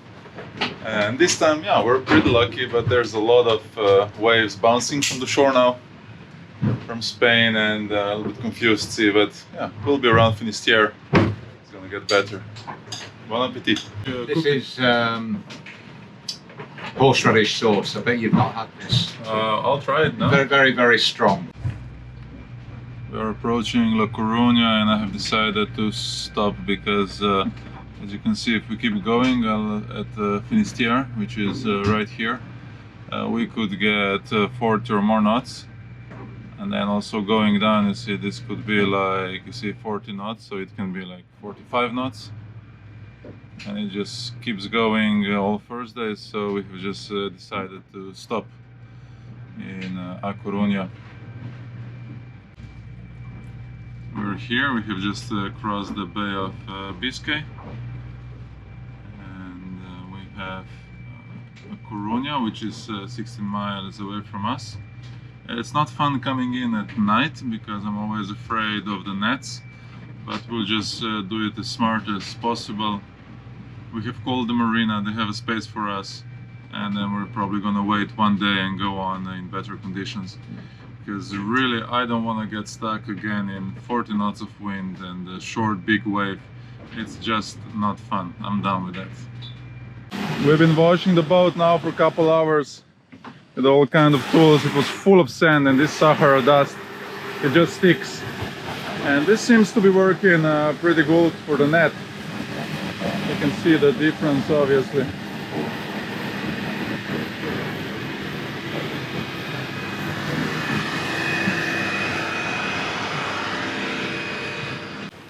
I'm happy to have this with me. It was very rough outside, and this is the only way to stay dry. Good stuff. Sandy line. I also have these pants, also from Sandy line. It's really good stuff. You can see how they're just like, you know, like flexible, good, you know, behind they're all the way, kind of, they're really good. And you have this zipper, and then very cool thing is on the top, you see this is kind of flexible, so when you're walking, you know, you really don't feel like you have them on. So a really good design. Also the shirt, Sandy line. It's all Sandy line. It's great stuff. The boat looks really nice, and now we can see the rudders. See, the rudders are all the way in the back, and I would say this gives a lot of maneuverability. And then the propellers are moved forward a lot, so propellers are right here. I'm not sure if you can see them. So the propeller is here, so it's kind of moved a little bit more forward than on some other catamarans, and I think this is good because, you know, the deeper it is, the better it is, the less chances to catch the nets. And the rudder all the way in the back, I think this is really a win. The boat looks very nice. I really like the shape. I like the concept. It's like a sailor's boat. It's not just, you know, a charter cruising catamaran. It's more built for sailors who want a little bit more performance and solutions to be more like sailing ones. There's a lot of movement in this marina, so that's why we put like a bunch of ropes. I'm just trying to make the boat, you know, still flexible but still not moving too much. And there's a lot of, you know, outside we had huge waves around 5 meters coming in, so you see everything is going up and down, and this is really not good for the ropes. They just eventually cut, especially on these cleats. They're kind of, you know, sharp ones. Eventually it wears. Not much you can do. We're about to leave La Coruña. We're gonna have some choppy weather, but then she'll be fine until Cascais. We're gonna refuel. I'm just looking for see where the diesel tanks are. So one is here, which is perfectly right. And we're gonna dock with this side because, of course, you have the throttles here and just, you know, use a starboard. Now, where's the other tank? Well, that's the catch. The other tank is, of course, symmetrically on the other side. Okay, which sounds, see, just fine. Nothing's wrong with that, it's here. The only question is, so each time refueling, you have to get the hose from there to this side, which means pulling the hose either through the cockpit or pulling the hose here. And the hoses are not a clean thing. So the recent models of other brands, Catamaran, they have it kind of in the back combined. So this boat was not really built for charter. It's mostly sold to the owners, which don't refuel any week. So, okay, it's a compromise. I understand that, but for charter, when you refuel every week, you know, pulling those hoses around is could be annoying. It's not a deal breaker. It's just something. It's fine. I'm just fine with this. Leaving Marina Real La Coruña. Very nice people. Very nice place. It's I mean, a big city. You can see many buildings. but it's a nice place. I like coming here. Now we're gonna go just around the corner to the other marina. We go around the castle, back to the other marina, and there's a fuel station. They say it's open 24 hours a day. Coming into fuel station. I mean, this rudder, this is so, like, you can feel the bow. It's like a monohull. Like, so easy to, even now, just, you know, in a gear, we're doing 3.2 knots. It's just buttery smooth, responsive, really good. I think this is the most responsive catamaran I've ever sailed. Really good. And the rudder is, you know, it's pretty light. It's just right. It just feels really good maneuvering around in the marina. These hoses are pretty short, so it was easy to fill this one. But we almost had to turn the boat to fill the other one. But somehow it was just enough to go across the roof. But if the boat was 1 meter wider, we couldn't. So this solution, you know, it's just not perfect. I'm sure in some other places we would have to turn the boat and refill, so it's pretty annoying, especially if it's windy.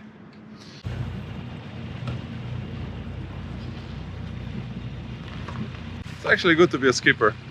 You're standing here giving orders, everybody else has to do fenders and the ropes. This is where the fuel station was. This is the other marina. This is Marina Coruña. It's much bigger, maybe a little bit longer walk to the city, but it's still okay. It's still nice here. And there's place for very big yachts. So if you have a big boat, you're probably gonna come here. So much fun going around the corners. This rudder, like, again, I've just said it, but I'll say again. It's just so much fun to drive this boat in a marina just with a rudder. And it was very easy to dock the boat. So going to the fuel station, I reversed in. I really like these throttles. They're like buttery smooth, very it's really good.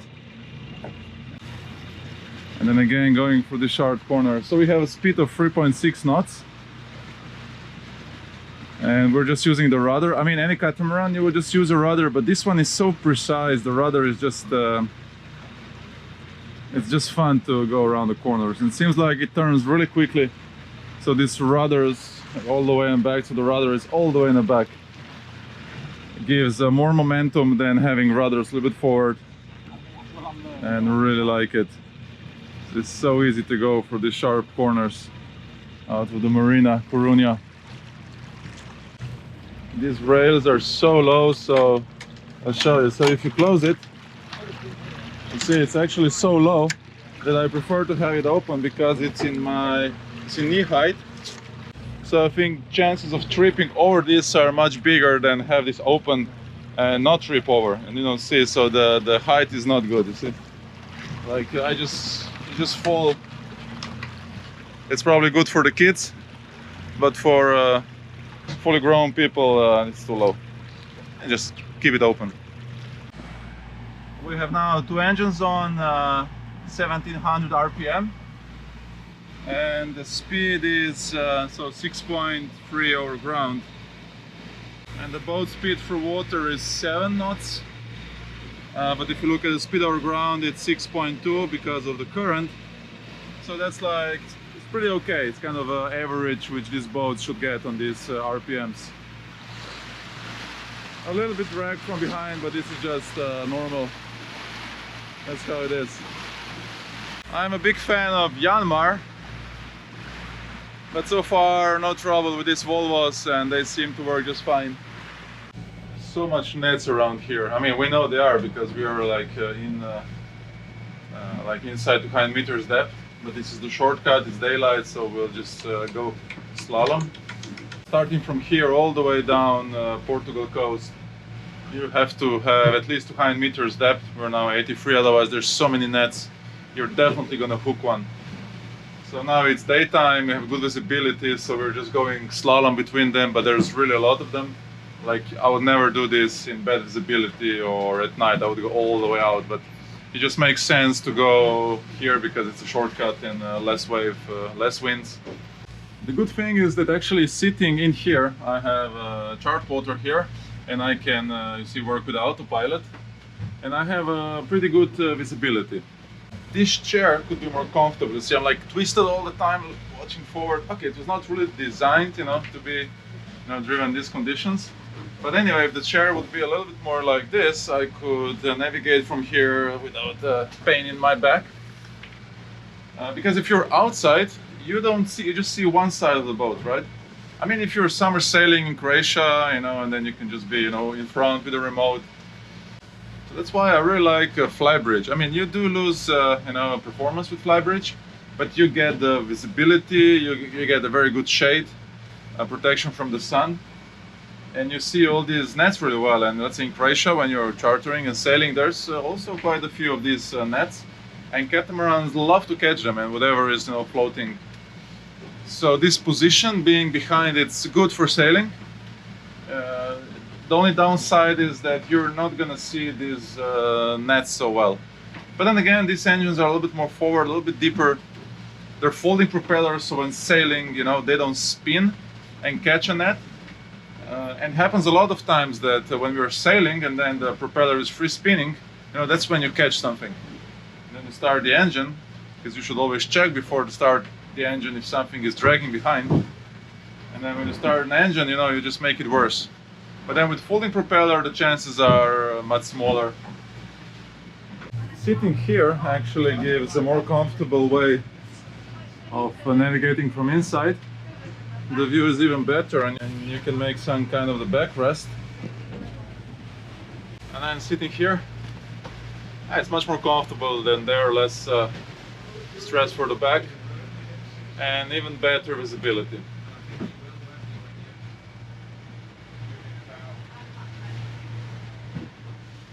You will have to walk there to press the autopilot, but if you have a remote, you could just see it right from here.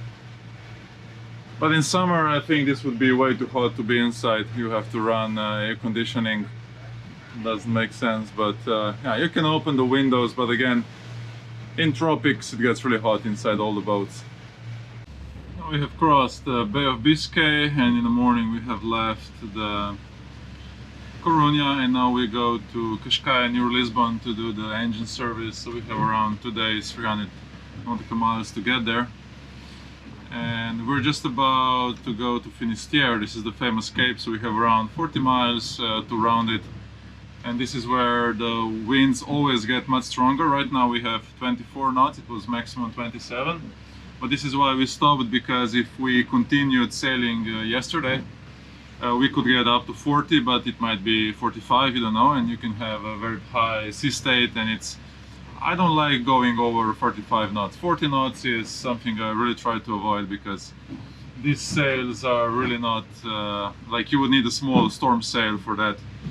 But anyway, if something goes wrong, it gets really dangerous, so you don't want to push it. I say 30 knots is good, 45 is doable, but then you really want to stop.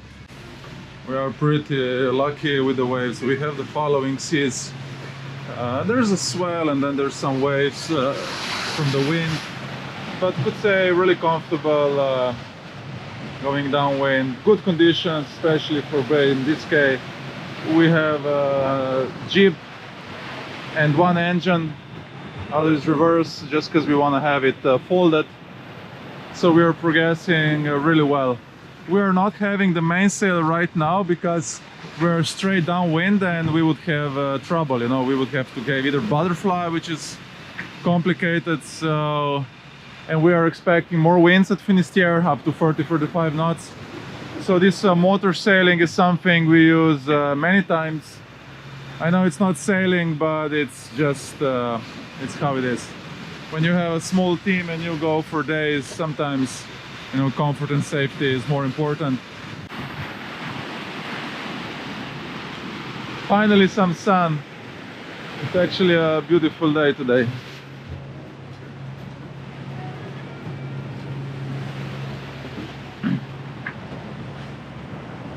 This is the last cape, and then we slowly turn down, and then Finisterre is behind. And once we go behind, all these waves are gonna stop, because we're gonna get in shelter. Unfortunately, also the winds, so we're just gonna have to motor all night. So looking from here, you can probably, well, not see, but this is where the land ends, so we're kind of protected a little bit. But then going around this land here, Yeah, we're gonna get pretty protected. Although, like what we have right now, that's what I would just keep. The best is to go downwind with a big following waves pushing you. It's nice to have 25 to 30 knots of wind, but we're gonna lose this. But anyway, better less than too much.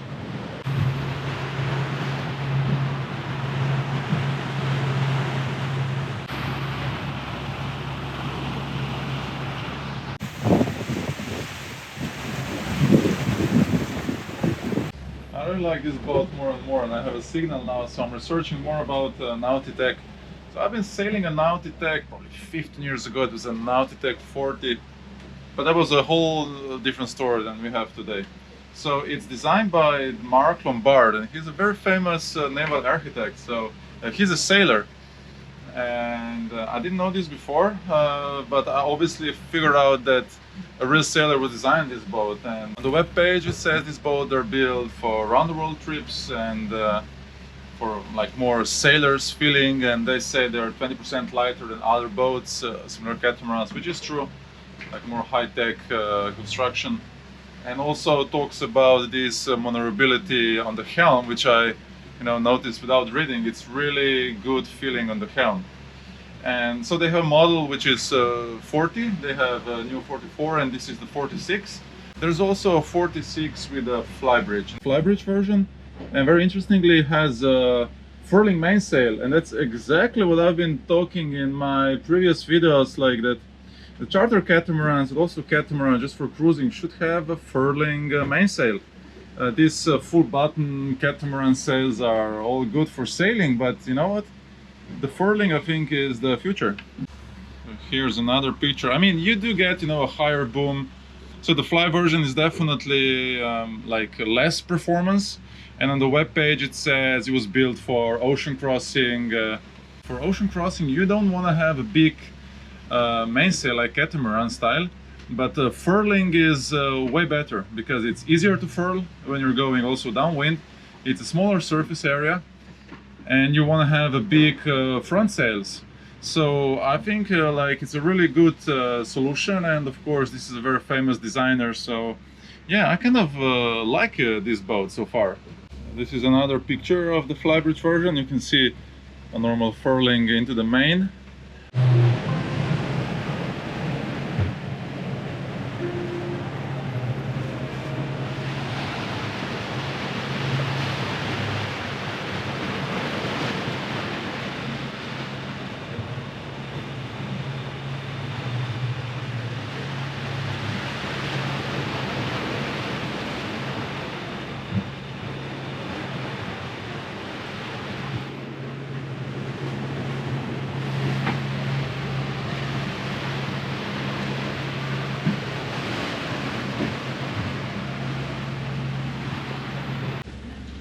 Winds are increasing, so we have 28, 29, gusting 26.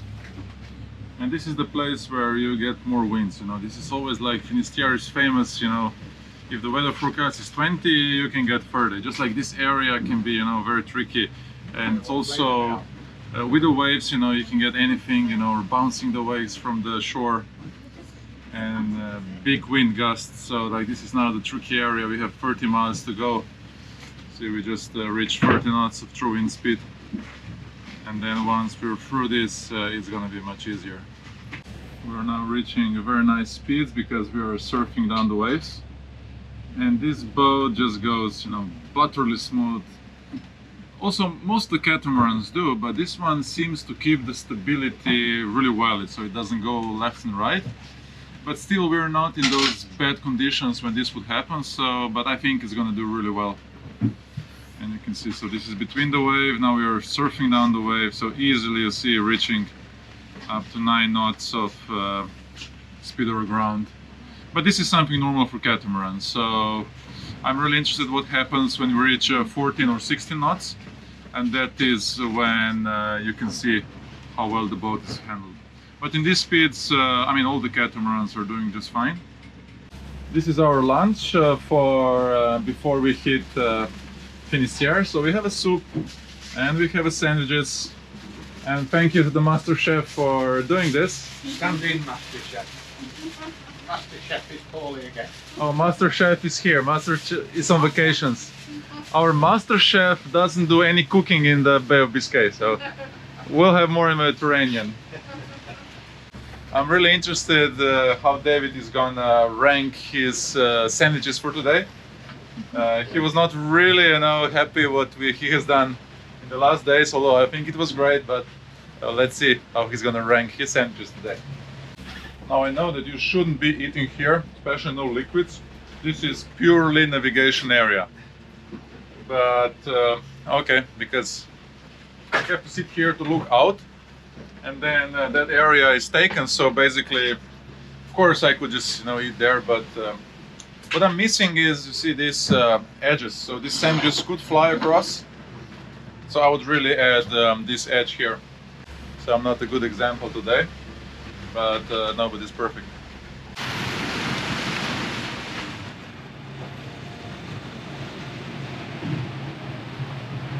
You can see how smoothly the boat just surfs in the back. Now it's stopped by the wave, and now you can see how nicely the hulls are going. The boat is just surfing, and it seems like very nice. I really want to see how it is when surfing at speed of 16 knots, but so far really good. So this chair or sofa should be like, you know what I mean, that you could just pull it and make a bed rest, or either have it like this. So underneath here, this would be an empty space for the legs, and then you can just transform it into the chair. So this would be like a hinge here, and then you just pull up, you see the backrest. This would be a sitting with a backrest. You would be sitting like this, having a backrest, looking forward. Oh yeah, this would be like a whole new story. I hope Nautitech is watching, and it's very easy to do and a really good solution.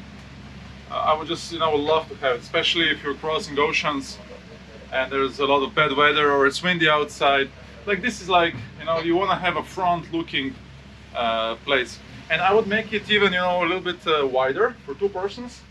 Maybe, figure out something with this, that the chair, you see the backrest could be here. So one person could sit here and then, have like a sofa that's actually facing forward. I know this is like challenging to make because of just how the boat is designed, but forward-looking sofa would be really, really good for those, cruising around the world, spending a lot of time, navigating. And very similar thing here, because as I said, now I'm sitting here, you see, and I have a kind of a backrest, which is, okay, but these cushions just, keep falling off. So, and this is very low, you see. So when you sit here, you're actually missing a real backrest, and this could be, easily higher and already, soft like this cushion. So you could like very comfortably sit here and look forward. Like, I'm really missing this. I think people would really enjoy this. So this should be, higher, a little bit angled backwards, and you would get like a super cool position for watching forward when navigating.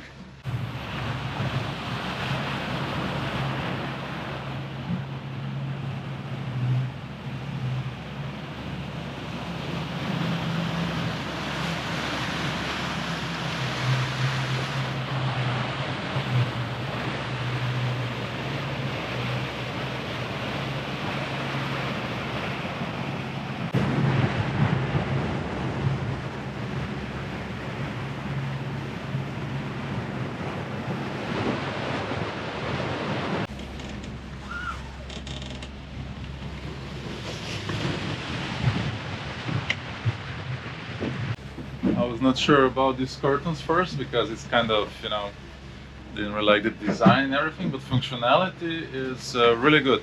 Right now we're going against the sun, so if I put this up, actually the sun, would annoy me watching it. But you can just see very easily adjust, and it's like in a car, and now I can still see very well but don't have sun in my eyes. So it's super functional, but still I don't like the design. It's just like hanging here, but anyway, I like them. Here is a lasagna.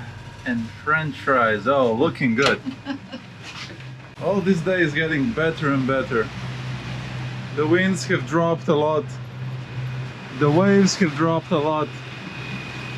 So we're just an engine, there's hardly any wind, but we still have the following seas. And what a beautiful day it is today.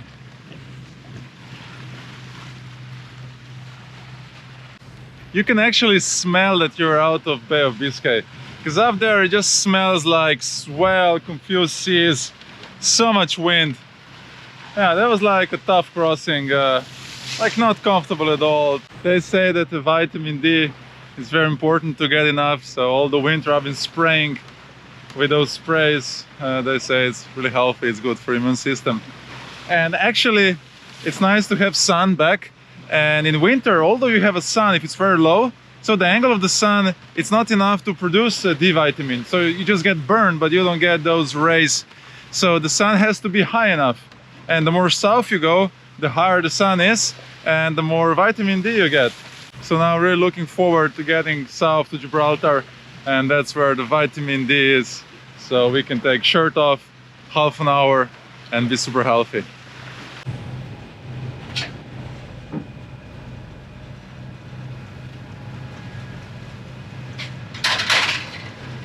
Not yet. 5 more minutes of torturing us with these smells, and everybody loves French fries and lasagna. It's not the healthiest, but well, You species. but it's fun, it's good. It's fuel.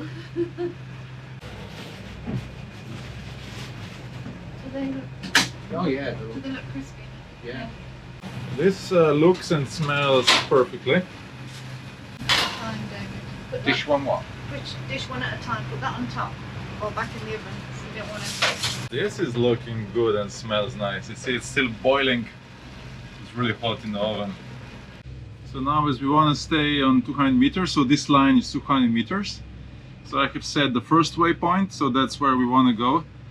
And when the sun goes down, it gets dark, we should be here at 200 meters. And then we have set another waypoint further south here. So once we reach that one, we're gonna go towards this one. And this is good just for the crew, you know, to know where we want to go. Because at that one we need to turn a little bit to the port or the left. And then this is something. And also it's a good mark just for, you know, to know where you want to go. So you don't have to figure out each time. It's a good mark. So we have 140 nautical miles to get here. And mostly we're gonna be, you see, more than 1,000 deep. So this is 100 meters, 250, 1,000. So this is all 1,000 meters. So basically once we get here to 200, very quickly we'll be in 1,000 most of the time. And there should be no nets. And then coming into Cascais, it's very tricky. So this area, you already get nets in this area.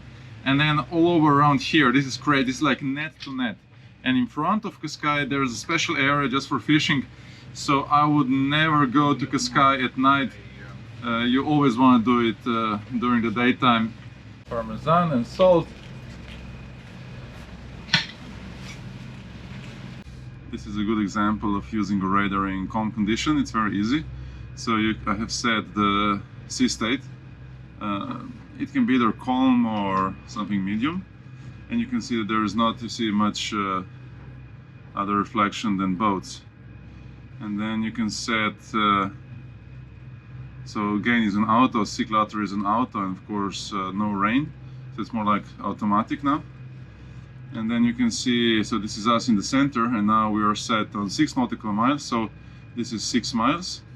Or I can zoom in. So with these small radars, it's like they're much more accurate when now zoomed to, you know, like 4 miles or less.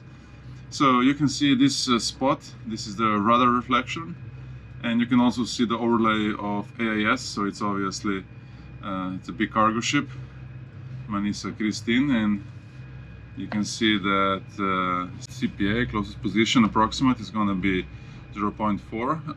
Earlier it was much less, which means they saw us, and it's going to happen in 10 minutes. So the relative speed is 15 knots. This is the speed of approaching, and the speed over ground of that boat is 9 knots. And it's about cargo ship, which is 130 meters long. and because they changed course for 8 degrees, that's how I know that they saw us and they understand that we have the right of the way. So they just go by the rules, and everything should be just fine. So if there was no AIS, I would only see this red spot, and this is the reflection, and then, so this is an object, and it can be an island, it can be on boat, but right now it's very easy to spot, see, anything. When you have conditions with more waves, then you're gonna get many, you see, reflections, so it gets kind of, you know, dirty, and then you have to figure out what could be a boat. And also the boats then, you know, go under the waves and come up. So it's just, you know, much harder to read the radar. But this is like a school example. It's very, you know, easily straightforward. You can go also a little bit out, and I've been looking at this spot for a while now. So this is 4 miles away, and I don't see these lights on the horizon. So also 4 miles, if it's a small boat, I might not see the lights yet, but it's definitely, see, it comes and goes. See, it's not there, but it constantly comes. It's quite a strong reflection, which means it could be just, you know, a very low boat that goes down in the swell and then comes up. So definitely there is an object. See, there's nothing now, but then pops up, always at the same spot, and very strong reflection. Now it goes under the waves. So this is a clear indicator that something is there. A big cargo ship, which is very high, of course you have a permanent reflection. You can see it all the time because the ship is huge and the waves don't affect it. So let's try going out a little bit more. Now we are 8 miles, so this is 8 miles. There's another boat. Let's take a look. So this is Ronya, and this is another cargo ship, 90 meters long. They have a speed of 10 knots over ground, and you can see the CPA is 6 miles, but it was passed, which means this is the closest we got, but it's already passed, which means there's no danger for collision. And okay, see, this keeps popping up. See the small one? So that and then disappears, but it's gonna come back. So definitely this is something that you have to look for. So now we're set on 16 nautical miles, and these are all big cargo ships coming out from Vigo. And you can also see it's like they have a good reflection, and also an overlay of radar. Now, if the object is very big, you can also see it if you set radar on 16 or more. Let's go for fun the maximum. So now we're set to 46 nautical miles, and we can see land here. So this crosses. This would be, you know, like a lighthouse, but AIS lighthouse, which means you can see an object on AIS, but it's an object. It's not. It's on land, or it can be, you know, a buoy just floating. So this is like the shape, and all this here. This is a land, so that's how you see the land. And then you could measure or see, like, we are 18 nautical miles from land. This is LC1. This is our friends. They're going to Vigo. So right now they are 18 miles away, and they're doing 8 knots to the ground. It's a big Fontaine Peugeot Catamaran. Morning, we're finally sailing again. So we have passed Vigo, going along Portugal down to Biscay. So we have 160 nautical miles to go. So we'll be there tomorrow morning, which is perfect timing, as there's loads of nets. And we're having 50 knots of true wind speed, going upwind, 20 knots apparent, and this boat can go with its full sails up to 26 apparent wind speed. And look at the speed. So upwind we are doing 7.7, which is really good. There's a small chop, 7.9. This is a really good speed. 8 knots, upwind sailing. This is really good. Let's look outside. There is a small chop, which is stopping us. And the boat is not flexing. You can see it's very quiet. You can actually read your Kindle. That's how comfortable this boat is right now in the Atlantic Ocean, sailing upwind. No noises, no bending. Really good so far.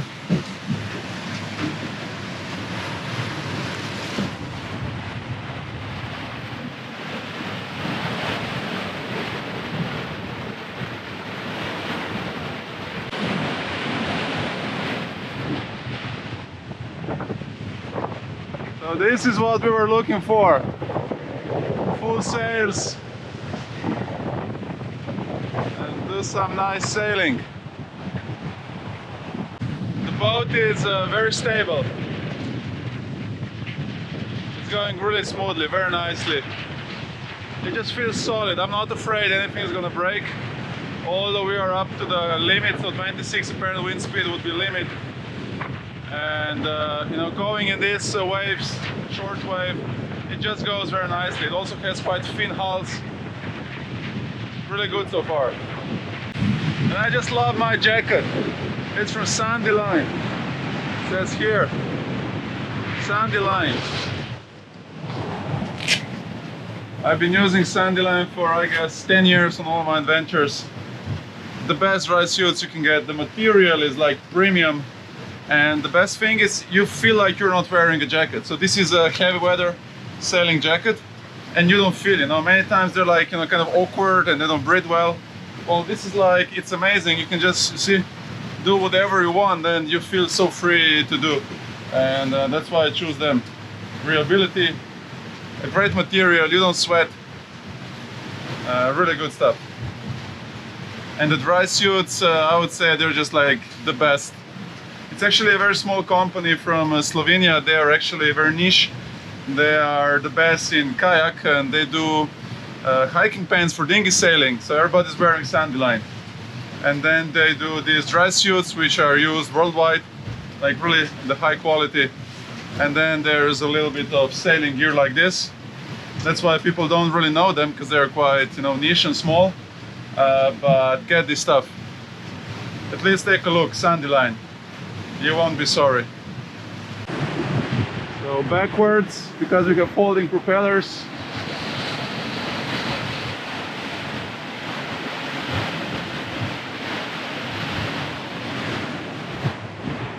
Let's take a look from this side.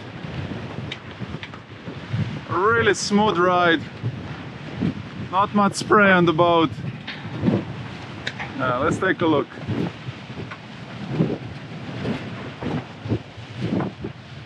See, just gliding upwind very smoothly. It's not hitting the waves hard, kind of cutting through them. Really nice ride. And I love this mainsail. It's a really nice one. And this is when the self-tacking is actually okay. When you sail upwind, self-tacking is okay, especially for tacking. But anything else which is not upwind, then you just don't want to have this self-tacking. It's a disaster.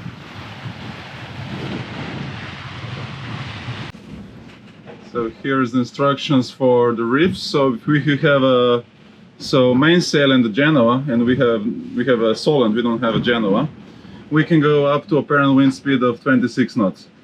If we have first reef and the full Solent or Jeep, whatever we have, we can go 31 knots. So if we put one reef on the main, we can go 41 apparent wind. What we have right now, we can go easily 26, but because we have a smaller sail than Genoa and there's something missing in between, I guess we can go easily 28, like definitely 26 apparent wind speed. And right now we're having around 20 knots of apparent wind speed, so, and doing really good speed, so we could be, you know, reaching 8-9 knots, I guess, with the full potential. And this is really good for, you know, these angles. If we would now bear a little bit away to get, you know, a bigger angle, well, we would probably be doing right now, I don't know, probably 10 or more knots. That would be cool. And then we can put code 0, so mainsail, full and code 0, we can go up to 19 apparent wind speed. So if we would turn the boat now a little bit off wind, we could actually go code 0, because the apparent wind would of course drop as you go more off wind. And we would just fly probably double digits all the time, very comfortably.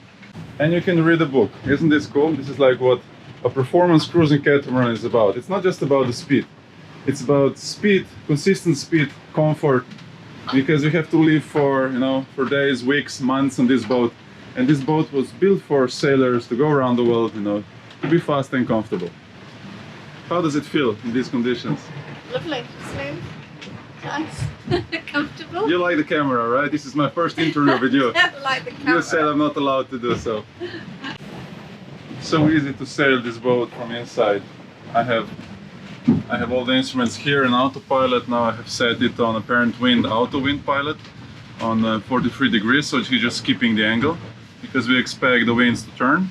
And here I'm just let's see watching the direction. I see the other boats on AIS. I have a very good visibility through these windows, so I'm not gonna miss any boats. Even the buoys are quite easy to see. I have these top windows. There's two of them and I can see the sail really well. I can see now that we could adjust the main halyard a little bit. Seems like it's slipping a little bit. I can see Genoa really well. Genoa could use some tensioning on the halyard also. And then there's two more windows on this side, so I can look this side of the mast. Or just go backwards and get to see more like forward view. And if this is not enough, then I can go outside. And because we still have these screens, I'm still totally dry here, and we have this beautiful window here. And I can basically see the mainsail even better from the other angle. Make sure everything is right. And then even sitting here, I have a really good visibility. I can see the boats.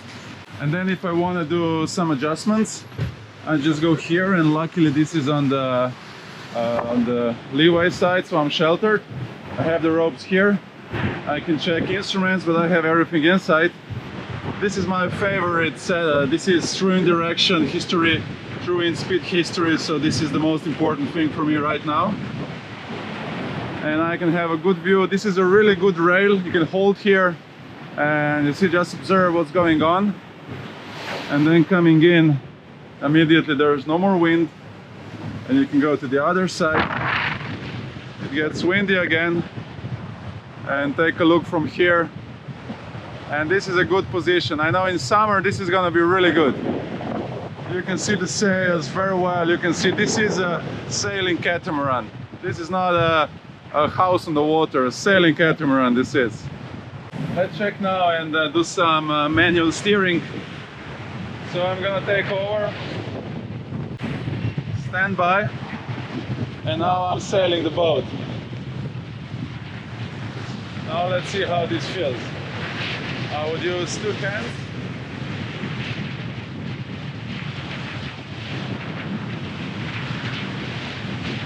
Oh.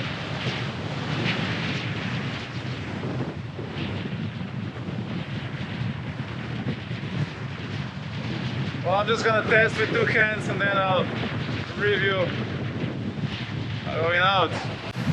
You definitely need two hands to drive this boat.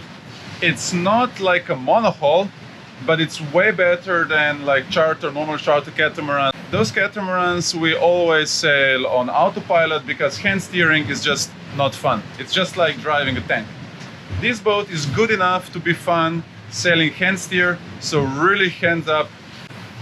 It's not as good as monohull, obviously, because it's a catamaran, but just standing there, you know, seeing the sails, and the sails are big. It's not like a cruising catamaran with tiny sails. It feels good. You have a power, you have a control over the boat. You turn the wheel, the boat here turns, you know, it's like responsive. So thumbs up. This is the best catamaran, the most responsive catamaran I've ever sailed. But there's also other branded, you know, more performance-orientated catamarans, which I would have to try, like Outremer and a couple others, which are probably similar. But definitely, this is way better than a normal charter, you know, cruising catamaran would be. This is a sailor's catamaran, definitely. People ask me, would I take monohull or catamaran? So, if I go out just for, you know, nice sail, the waters are sheltered, nice wind, I mean, it's just a couple hours, I would definitely go with a monohull. This is where, you know, it's the real fun, you can feel the boat. If I would go cruising, let's say across the ocean, long distance, couple days, I would definitely go with a catamaran.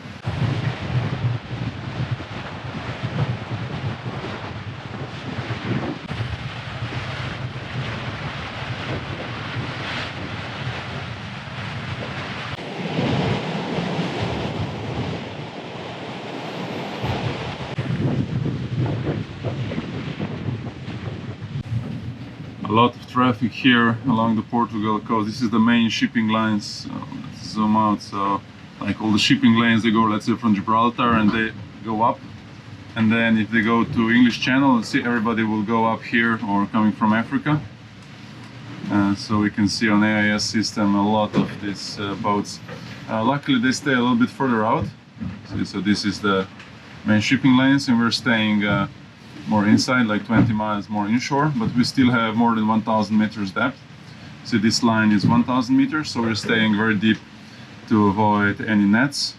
Another cool thing of this boat is weight distribution.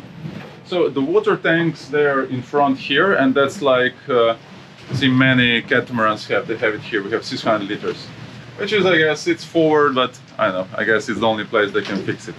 And then, as we said, for the engines are moved around 2 meters or 1.5 meters more forward than on usual boats.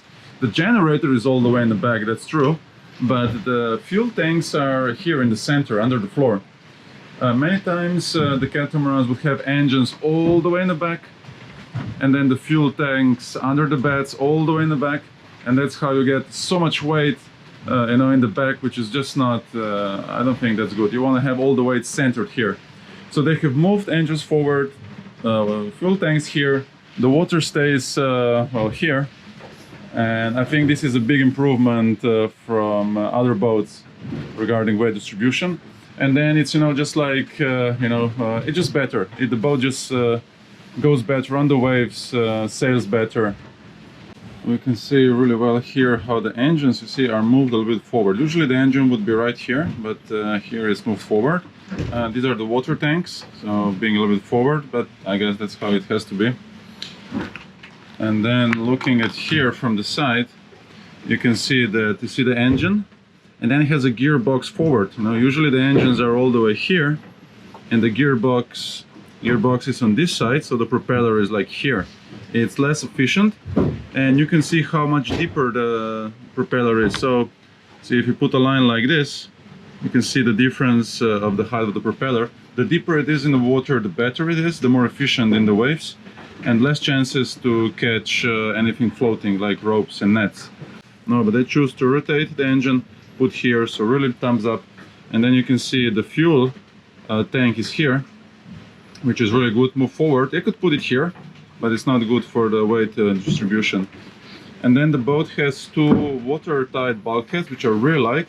So this is one watertight bulkhead, and so in case there's a problem with you know, this sail drive, whatever, the water gets in here to the engine room, which is, you know, possible, you're not gonna sink the boat.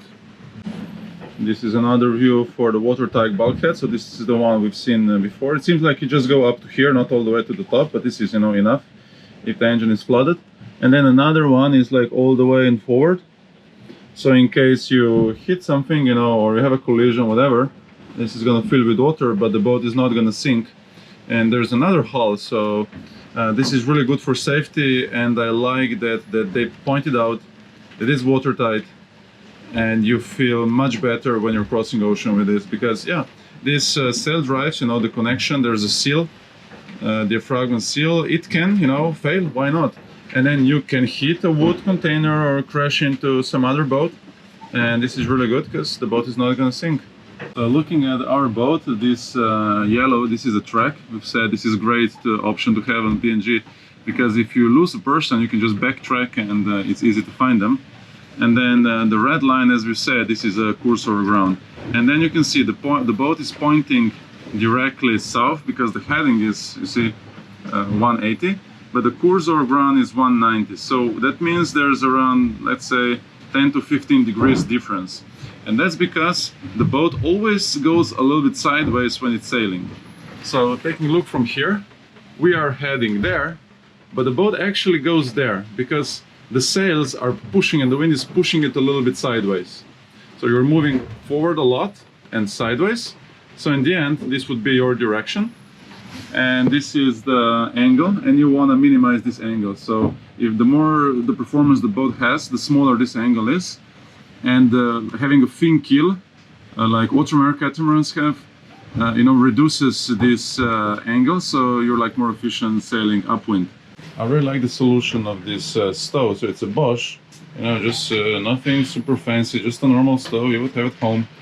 I like how it looks, and the most I like the solution how they did this for holding. So obviously you cannot use it on this two, but hey, when you're sailing, there's, you know, two are plenty, but you can use more when you're, you know, docked, because the catamaran is very stable.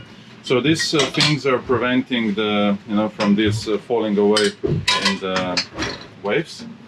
Now this is exactly the same many boats are using and many stoves, but it's much more like, it's just execution is much better. Usually they're just like kind of, you know, clumsy up and down, but here this actually works. It's strong. I mean, this is like the best system I've ever seen.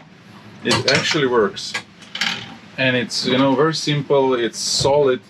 Really good stuff. Really good. What are you up to? Doing some dessert? Lemon cake. Lemon cake. Lemon cake if it turns out. Everybody likes pizza. Pizza is universal food, which everybody likes, and this one's really good. Bon appetit.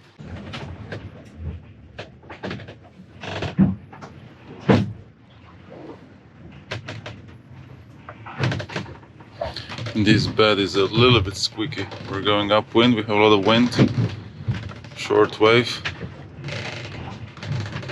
So this bed could have an improvement. It would be much easier to sleep.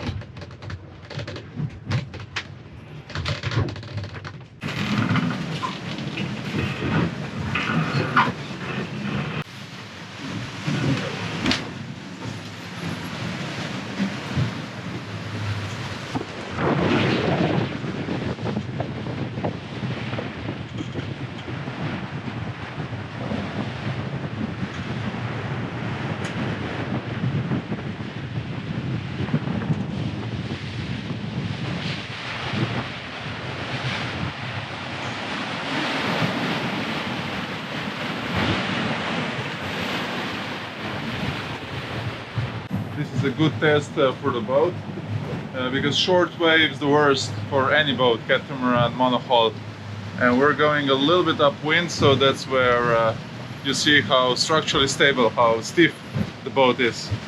And so far we're doing pretty good. This is I would say a relatively stiff boat.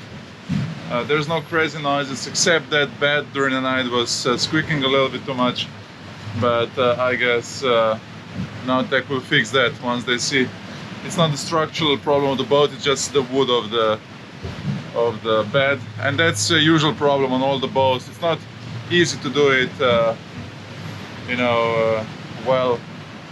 We had loads of power, so now we're second drift on the main, and the Genoa is on the kind of third drift, so hardly any Genoa.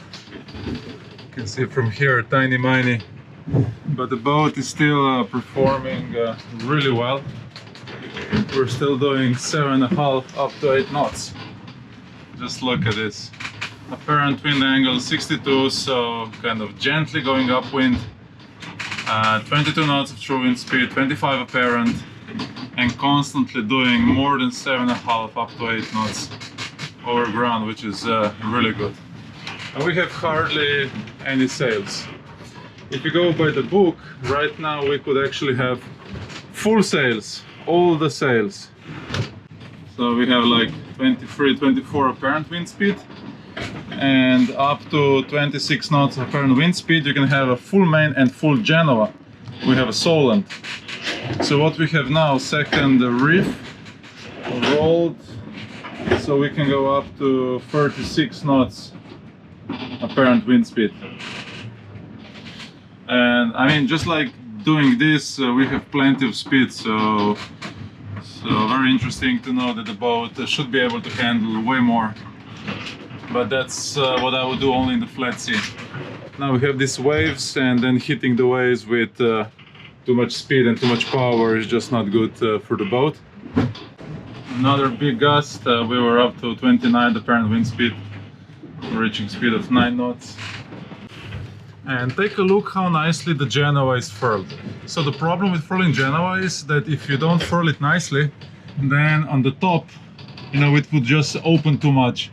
But if you look right now, this is like a school example how the Genoa should be furled, and it's not easy to do it in a very strong winds, which every sailor knows.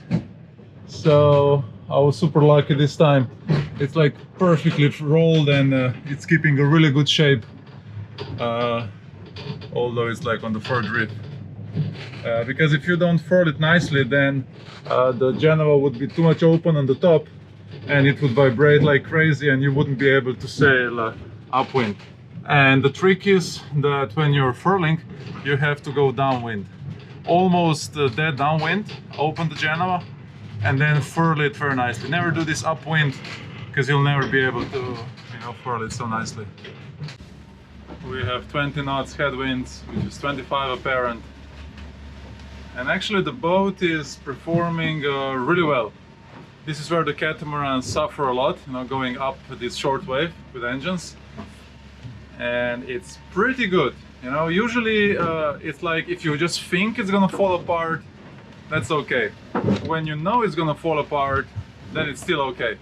It's how the catamarans are. And this one is like you think it's gonna fall apart, so it's just actually very good. And the clearance above the water between the hulls is much higher than some other brands, and you can feel the difference because there's much less slamming. The hulls are thinner, they go much nicer to the waist, and because of the weight distribution on the boat, it just seems like you crash much less. It's pretty good.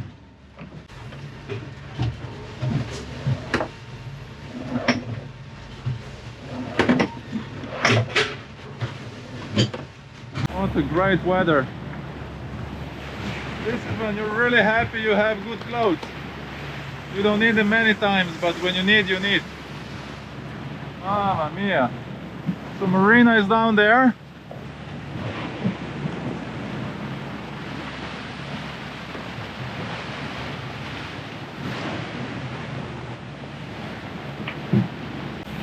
Well, at least it could be warm water.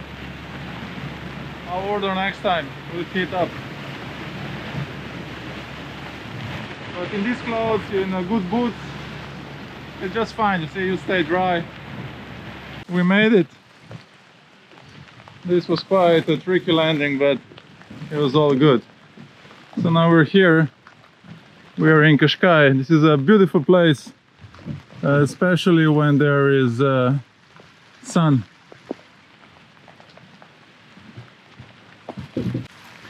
And I hate, they always give me this spot. I mean, so many times to get this spot, and I don't like it because you see this hose here and these sharp profiles. So I just hate coming here, because for some reason if you get pushed here, you're definitely gonna damage your boat. This is like, why is there no fenders? Why is this not protected? And like, I don't like this place. Thanks God for good clothes again. Like, this is really good stuff. It's so like good, it just feels, you know, like you're not wearing. It's not like a heavy weather, you know, when you're like a robot.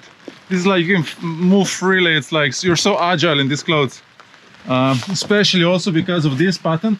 This is like a little bit softer material, you see? So you can just move freely. Really good. Sandy line. This is the sign, sandy line. Really good stuff. We were docked in 10 minutes and lunch is gonna be ready in 5 minutes. This is the fastest crew, or maybe this is the most hungry crew ever. Look at this. Lunch is ready. It's smoking hot. Everybody knows this story. You come to Cascais, which is a beautiful city, and the weather forecast for the next 5 days is rain. But there's sun Friday, Saturday, but hey, then there's rain again. Welcome. So Gibraltar, this is our next stop. Gibraltar is, you see, it's rain all the time. There is no sun. So Cascais is way better. It's 2 days of sun in the next 10 days. There's absolutely no, this is like Gibraltar. This is totally British weather. Look at this. Rain all the time. That's why I like being in a marina. Look at this. This is like a 5-star Michelin. Good job. We are leaving Cascais. We have done an engine service. So this area has loads of fishermen. As you can see, they're out today. You really have to keep an eye for the nets. And then on this boat, you see, once you're standing here, you see this side, but you don't see that side. So from inside, you can see much better. But hey, you cannot have everything. Fly bridge and this and that and more sails and carbon fiber. Well, there has to be a compromise in the end. I still love this, except these nets and boats you can hit. But otherwise, this is really good. I mean, fly bridge is great. You have good visibility. I don't know, it's all good. This is how we would like it to be. But then if you want this, don't go to Biscay in winter. Avoid December until April, end of April.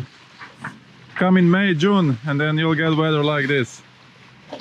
So we're lucky today. I really like how the boat looks. It's an enjoyable boat. You can enjoy it, it's nice.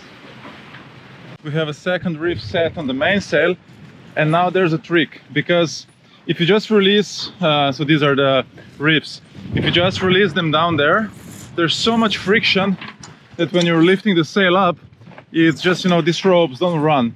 So what I've done is, actually, I've pulled them manually out already.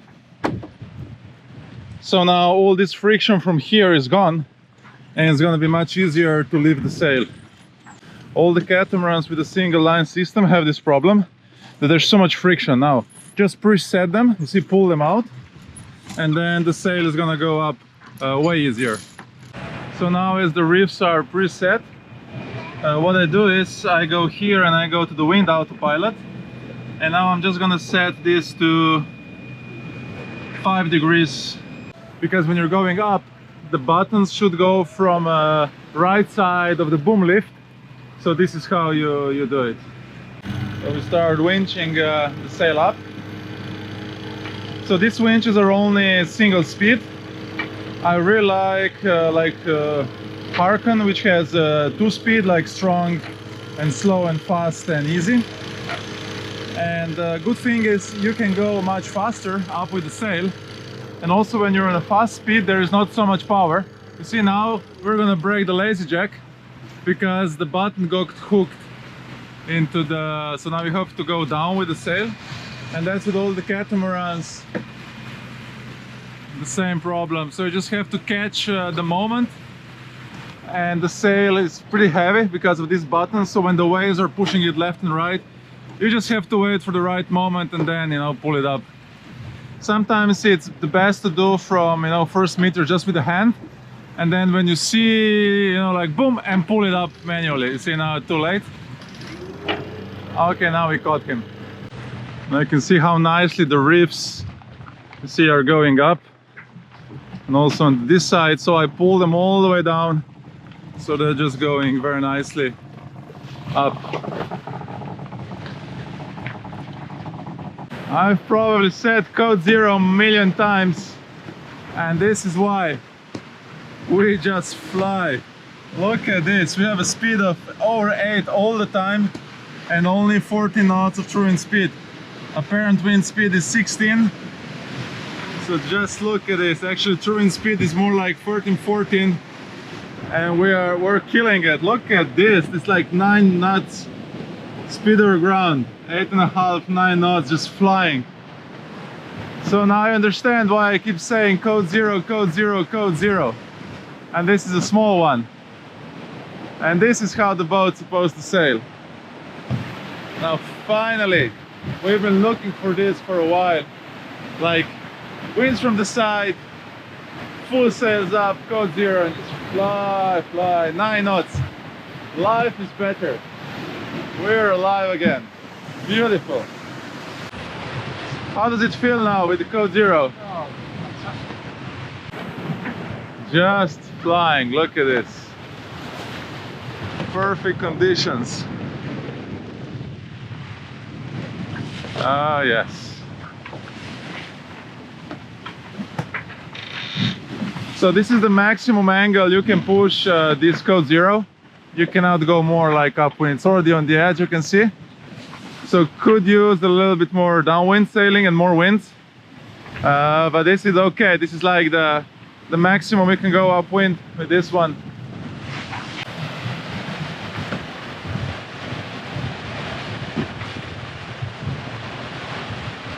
So how's this called? Vegetarian shepherd's pie. Vegetarian shepherd's pie.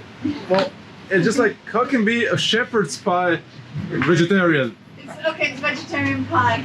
Yeah, definitely not shepherds. No shepherds. I don't think shepherds are vegetarians. Didn't get involved. And while we're having this beautiful dinner, look at this, we're cruising in style. We're still having around 15 knots of wind, and look at these speeds. So this is just like a dream. The waves seem to settle down a little bit, although it's still, you see, kind of choppy. But seems like it's getting better, so we're not hitting the waves, we're just smoothly running through them. The winds are gonna die through the night. The sun just dropped under the horizon and we're going towards Gibraltar.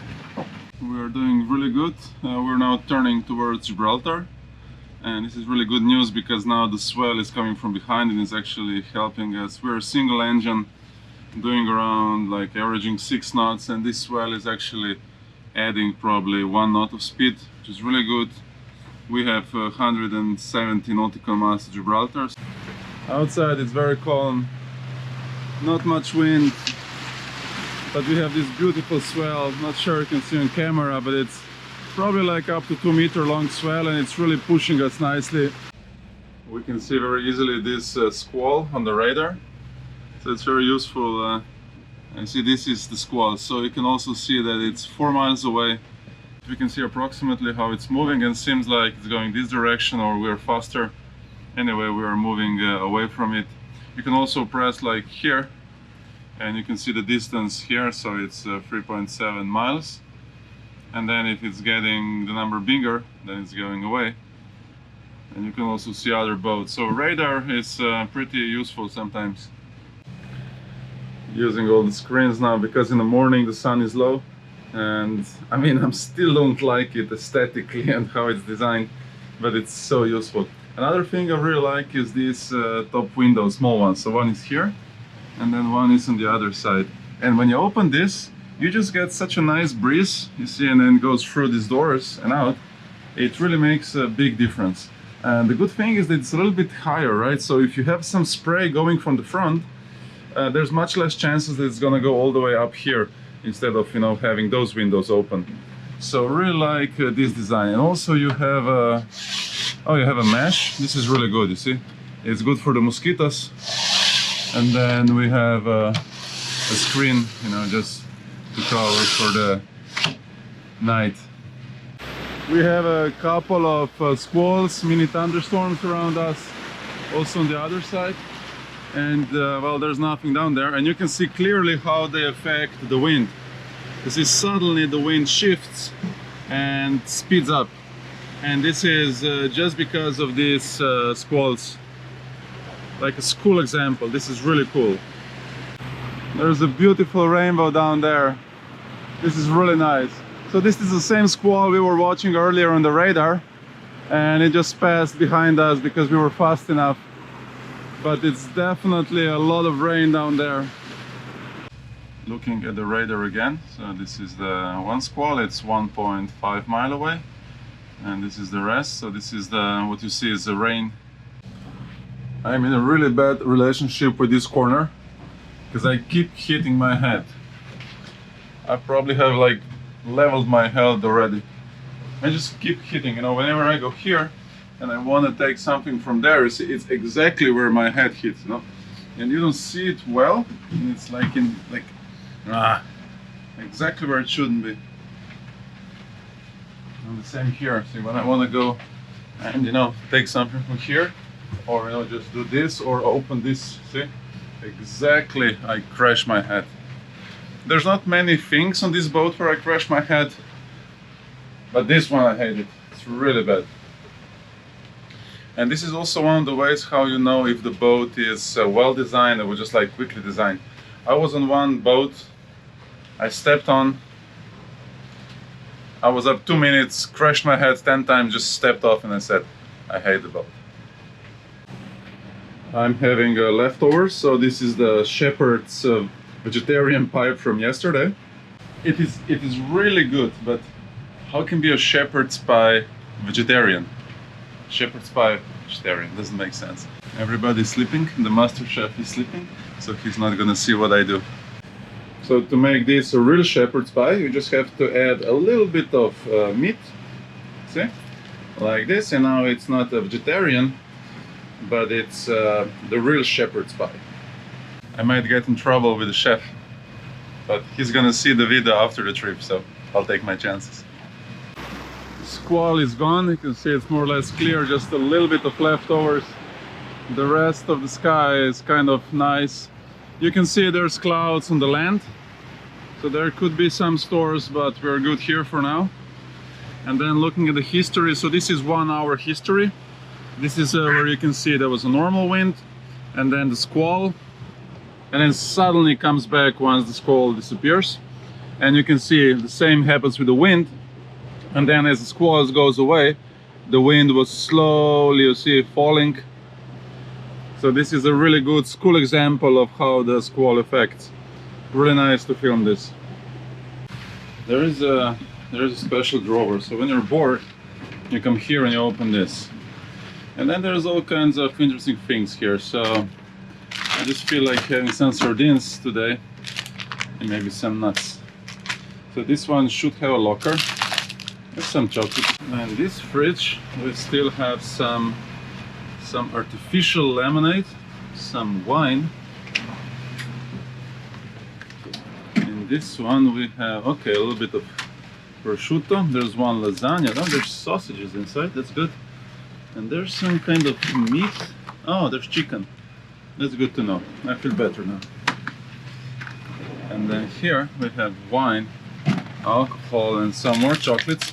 And these are going really quickly. This was like this packed with all these chocolates, but it's really going, it's actually going much quicker than the apples, because I'm the only one eating the apples. Nobody else is eating them. And I'm the only one eating the bananas also. I'm like a fruit guy. And there's more here, so let's remove the evidence of the shepherd's pie. I really like this fridge. I really like the design. And I can see somebody was opening chocolates without telling me. Look at this. Interesting. And then we have some milk, some cheese. Not much, like pretty much empty.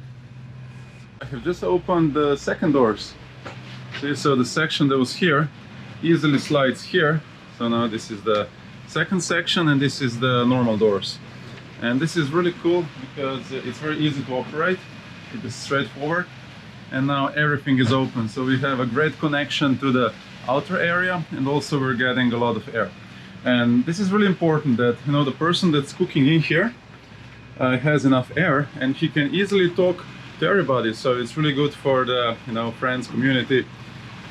And I find it really cool the inner part to be connected to the outer part. So whoever is sitting here, you know, having fun, can be like in a connection with somebody inside. But then again, you can kind of move inside and be far away if you want a little bit of privacy. So I think this is a really cool feature, and it's very nicely executed in this boat, because now it feels like everything is, you know, like one big area, and you have a great view forward. It's just like, well done. I like it a lot. Oh, dolphins.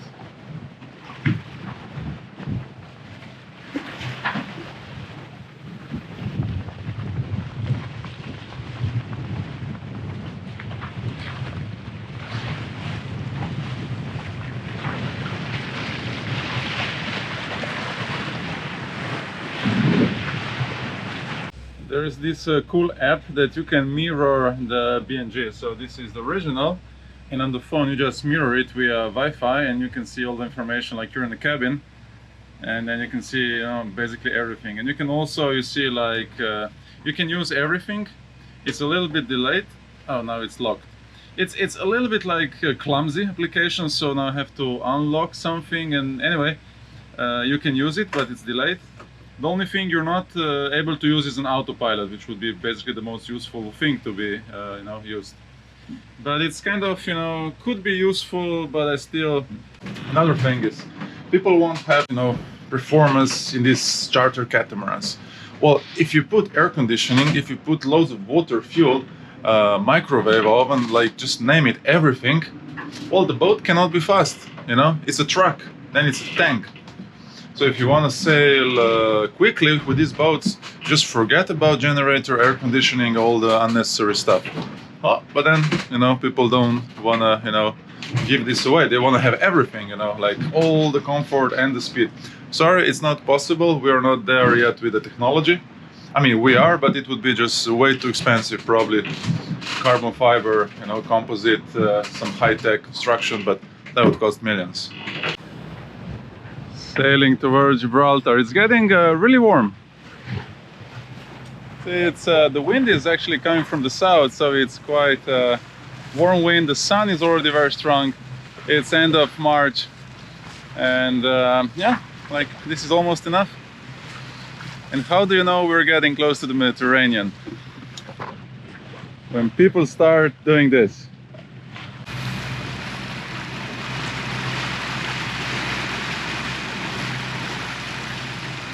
Well, I think this bucket is too small for the tuna I'm actually catching right now.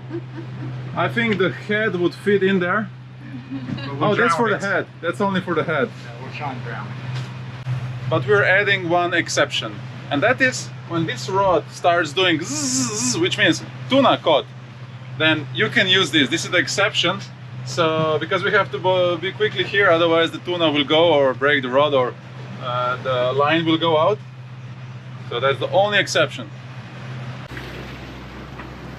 This boat is Alexandra. They have been sailing like in AIS Reach for a while, and now they're really close. They probably saw us. It's Alexandra.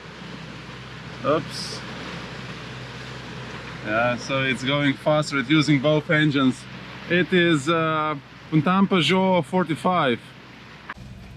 This is called teamwork. We start arguing. It is. She asked me to make it, and then she stood over me and criticised everything I've done. Oh. Now this is the recipe we're doing. So let's compare again. I mean, There's some green missing, isn't it? I can tell straight away. I think ours looks much nicer, much nicer colors. It's like red. I think this one, the picture is pretty boring, so I can say we made it better. Yeah, improvement. But the rice, oh, that's The an rice, interesting. the rice look, is, look yeah. at this vacuum. Look at this. Yeah. It just. Oh, this is so You cool. can Look at lift this. the Yeah, pallet look like at this. This is the rice. That's really cool. There's not much waves, but you can see that this pan is actually walking. Ah, you see? Oh, yo, yo, yo, yo. There's an invisible hand moving it. So as much as I like this design, it's actually Needs to be on both sides. yeah, there's hardly any waves. So I mean, this is great, but you're not gonna use that when you're just in a bay. And then if there's an like a super fast speedboat going, making a big swell, this might finish on the floor. They could put this all the way around, so just in case it slips, it wouldn't go all the way on the floor. So yeah, this needs a little bit of improvement. It's just too slippery. Getting close to Gibraltar, rocking quite a lot. Going for the shallows. We could go around, but it's much longer. We'll just go through these rocks and get to Puerto America. I guess the name is because people were going to America from here in the old days. Cadiz has a long history.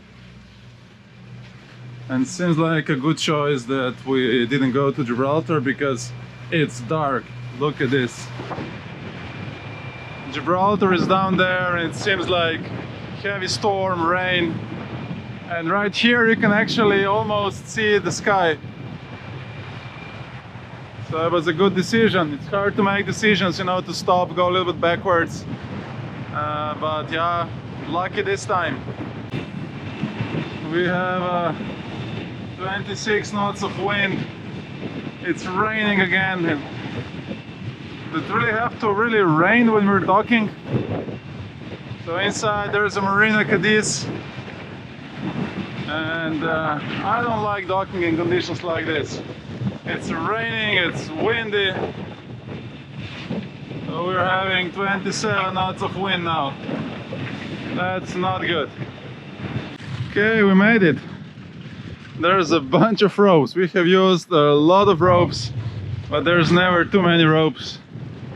We could be hit by a heavy storm here, so make sure you have plenty of ropes. Anyway, it's raining again. Winter sailing at its best. So this is a sandwich. That's, I mean, obviously a sandwich. And this is a bag, and this is reusable. And then this bag goes into the toaster. And that's how you, I guess, does the leak or... Make a toasty sandwich. Hardly fits. A big sandwich. Have to squeeze it in. Squeeze it in. That's, I've never seen this before. Just like What is this anyway? Pickle. Pickle? Pickle. Give a bit of flavour. Oh, this is... looks kind of terrible, but let's give it a try. Free. Oh. Can I have another one? Yeah. Weather in Gibraltar looks really promising. So it's rain, rain, rain, rain, rain, rain, rain, rain. It's only rain. This is great. Yeah, it's not that cold. That's good stuff. At least it's not freezing. It could be worse. The last meal before sailing out. This is the fish we caught yesterday, but we forgot to film it, unfortunately. It was 20 kilo huge salmon, freshly caught. But looks very promising. I'm so happy with this sandy line clothes. This is a lifesaver. Without this, life would be very miserable in these conditions. It's just great, you know. You move so freely. They breathe really well. It's like you don't really feel you're wearing it. I mean, you feel, of course, it's on you, but it's not like it's preventing you from doing any movements. You're really like a gymnastic inside. Really good. We have the currents with us. Speed over ground is higher than speed for water all the time, and that's good news. So we are here at the right time, and we're gonna go through the strait with following currents, which is really good, and it's gonna shorten time drastically for this passage. We have a great current now. It's getting better and better. We're now on 10.5, which means we have around 2 to 3 knots of current with us. It might get even better.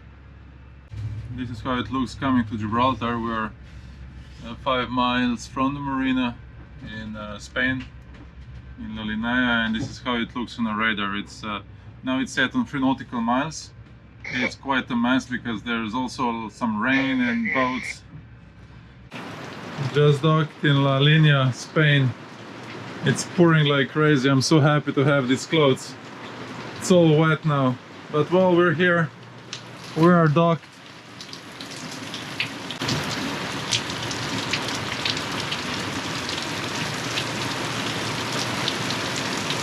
I don't think I've ever seen so much rain in South Spain. This year, I mean, like last week, it's just raining, raining and raining. Good morning, Rock of Gibraltar in the fog.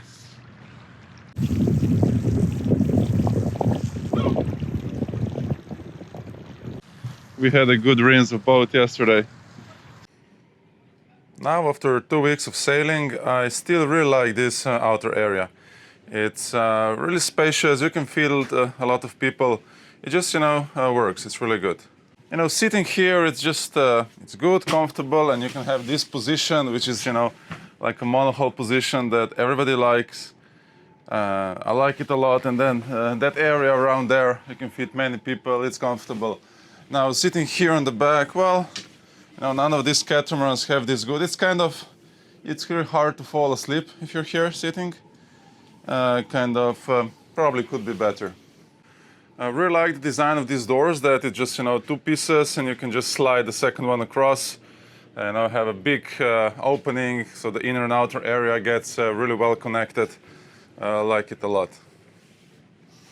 The kitchen works very well. There's a couple of things which I don't like. It's like, you see, this area always gets wet because you go with the wet hands, and then the water goes behind, and not having these edges I really don't like. I'm sure this is the design thing, but it's not practical. On the sea you want to have an edge.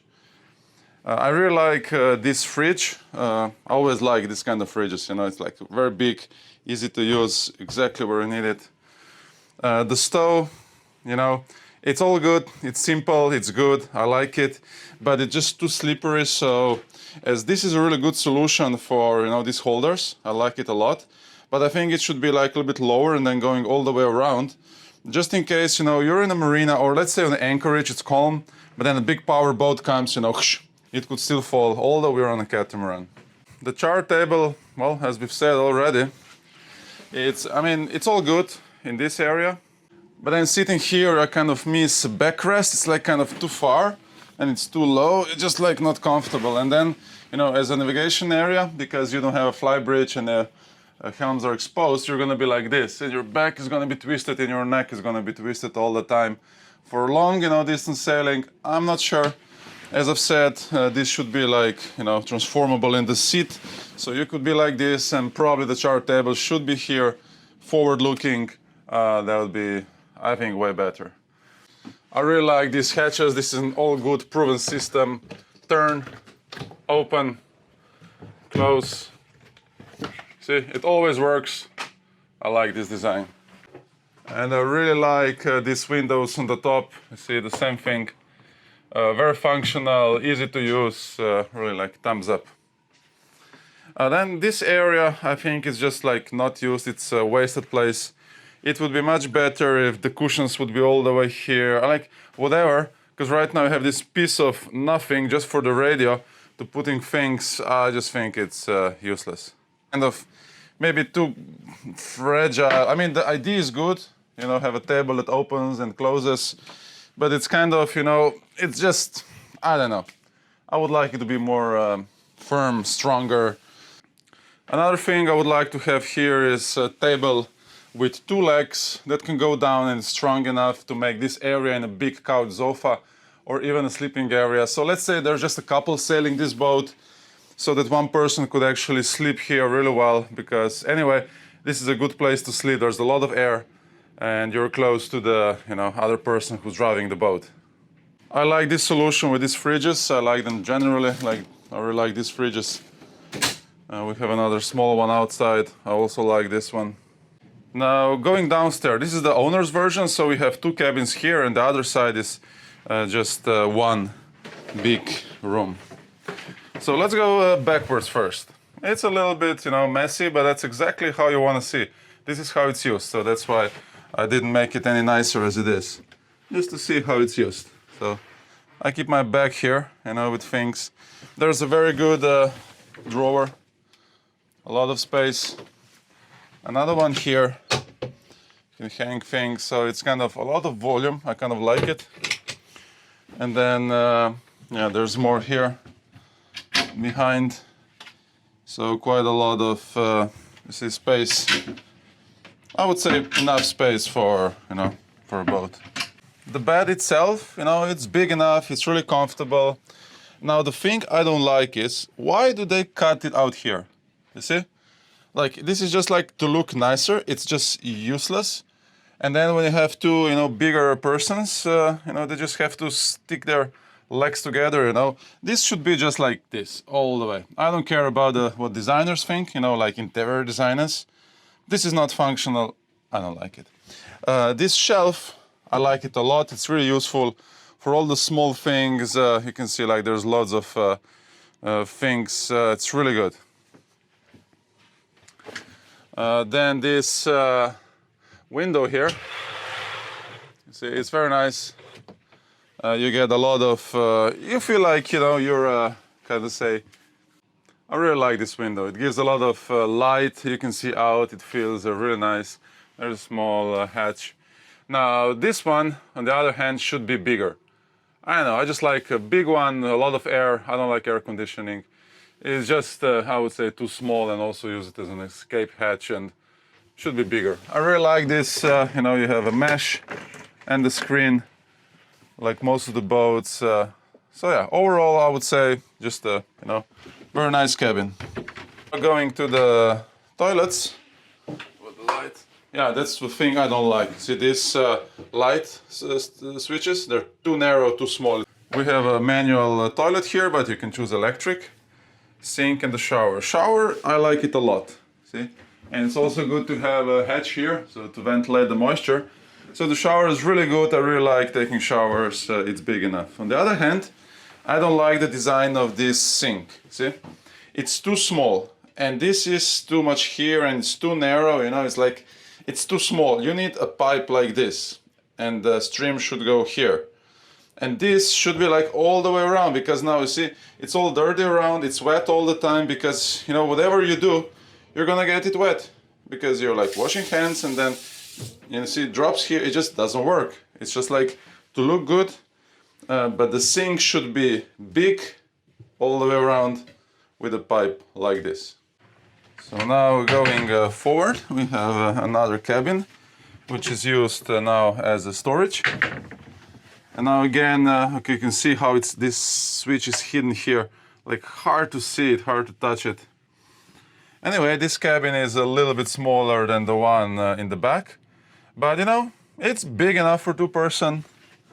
It has again a big window behind. There's, you know, plenty of storage, so you can hang up the things. Again, this ventilator, which I don't like. On the other hand, this cabin has a big hatch, you see? So that's the hatch that should be also in the back. You know, this is like a normal size hatch, gives plenty of air. Yeah, I'm looking again where the switch is. Like, so hard to find the switches on this boat. Now coming up and going to the other side. So this is the owner's version. So everything here is one big cabin. So we have this sliding door, which I kind of like. I kind of like this solution. It's not easy to open and close. Okay, here's the light switches, and they're the same color. It's so hard to find them. So we have a big bed. Again, it's basically the same size as the another. And again, I would, you see, make it square, you know, not cut. A big table, chair. There's a lot of volume here. Going forward. So we have a separate toilet, which is kind of cool. This one is electric. This is actually kind of cool. So there's 2 persons, you know, one can be here and one can be showering already, brushing teeth. And a very big bathroom. This is really cool. Again, these small sinks, but seems like that the pipe, you see, it's moved a little bit better. It's more in the center, a little bit better, but still, this is too low for my hands. And looks like a very nice shower. And oh, we have this washing machine, which is really cool. I have 1.90 meters, 100 kilo, you know, just to have a feeling how much space this is. So this is not a small boat, you see. I feel comfortable here. I'm not hitting anything. See, this is like really spacious, you know. This is like, you know, like a lot of space. I'm trying to find the light switches again. It's so hard. They're here. Yeah, going backwards, you can see. Like, okay, maybe not standing headroom, but it's good. It's good. Again, these small hatches, you know, should be big ones, and there's another one here. It's small. You want to have a big one, because let's say you're here on the anchorage, you want to have a lot of air. It's hot. It's just too small. But anyway, I would say no complaints here. I find this as a very nice owner's cabin. Yeah, like it a lot. It's very windy today, that's why we are here waiting in Gibraltar until Tuesday for better winds. But then we have 5 days of following waves and following winds, so we're looking forward for nice sailing. So now after 2 weeks of sailing on this boat, I generally find it a good, solid, fast enough, fun enough boat to sail. I'm still not sure about this position. What I don't like is these cleats being here and turned this way, because I never know, maybe I just have to get used, but it's kind of the angle, you know, when you put the rope, it's kind of, probably just need to get used to it. So this sitting position, I mean, as a position, it's nice, you know, it's all good. It's just the view. I'm still not sure in Croatia, where there's many small boats. It's so easy to miss somebody and crash. So you have to keep watching, you know, you cannot relax. If you're in open waters without any boats and it's warm, this would be a good position. You can see the sails really well. But yeah, I'm still not sure about this position. As we said about the ropes and winches, it's all good, but just, you know, these switches are moved too far in. They should be here on the other side, so that when you're standing here, and pressing the button, you see the sails. Like when you're standing, you know, in here, this is what you see. You see, you don't have a vision.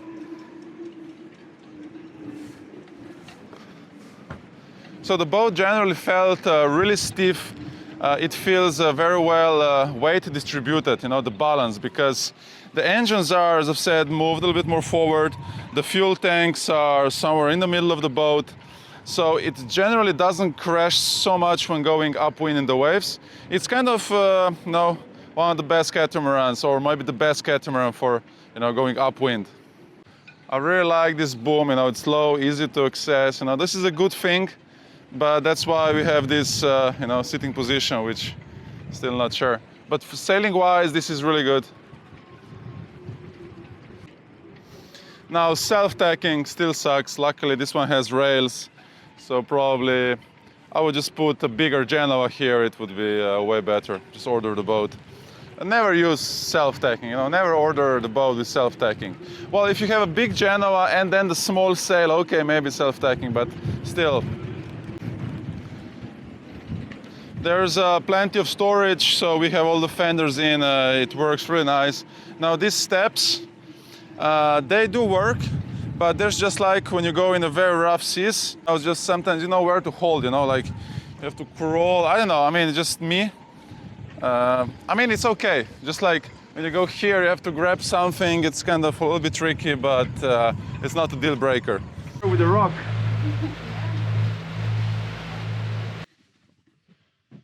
I can make more than tortellini, and today this is my breakfast. Eggs on toast with prosciutto and cheese. Looks pretty good. Well, that's at least what I think. Yeah, we'll let you cook a bit more, I think, from now on. What? I think it needs some HP sauce. HP sauce? HP sauce, yeah. If Yeah. I was having it. Well. Yeah, very good, yeah. You make breakfast tomorrow then. He doesn't know what he's getting into. We are leaving La Linea, Gibraltar. The rock is in the clouds today. Beautiful sunrise, kind of mystic. This is Spain. We'll be back.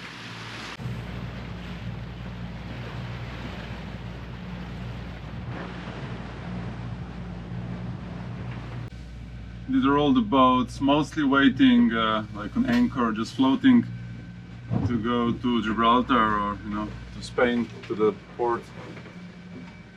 And I have a feeling that it's never gonna stop raining. I think it's gonna keep raining until the end of the life of the earth.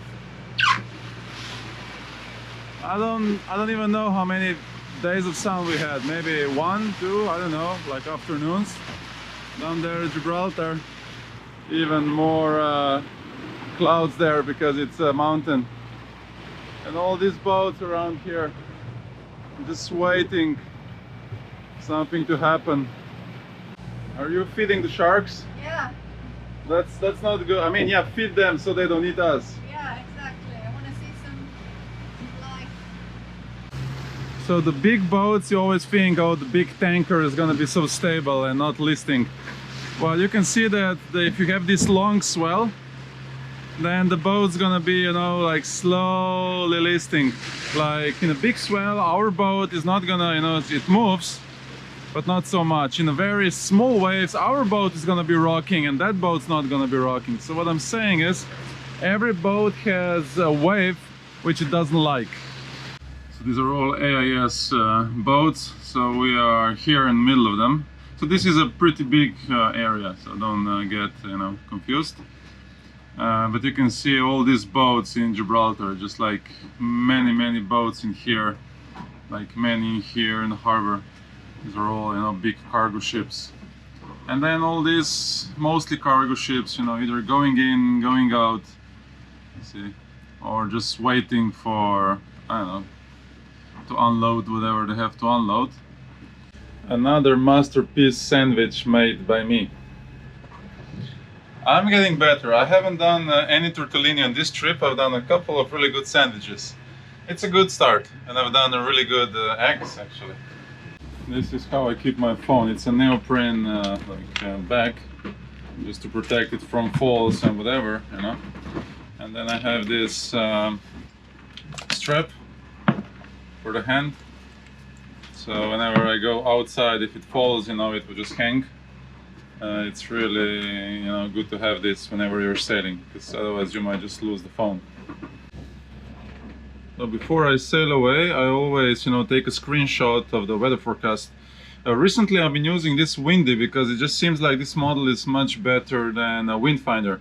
It was just more accurate recently, and it's also good because you can see the waves. Anyway, this is just a screenshot. You see, this is Tuesday at 8. It's Wednesday afternoon. Now loose winds a little bit, but then they get at a better angle. You see it's kind of from the side. So that's where we're gonna get very good speed going up. And then, so it's all good until, you see, Friday, it's all good. But then Saturday, actually Friday afternoon, see, we get this like typical Mistral, very strong wind you get in Mediterranean, very strong here. And then on the day 14 or 15, there was sun. Maybe I just had to ask quit. I just had to complain a little bit, you know, it's so easy. I should just have, could we have sun please? And we have sun.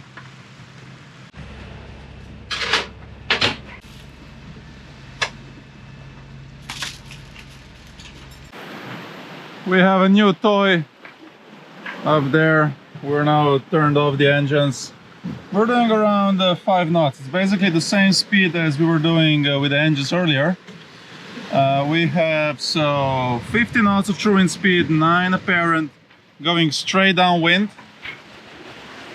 And this sail is called, I mean, they call it Jannaker, although this is not like a pure Jannaker. This is something between Code Zero and Jannaker.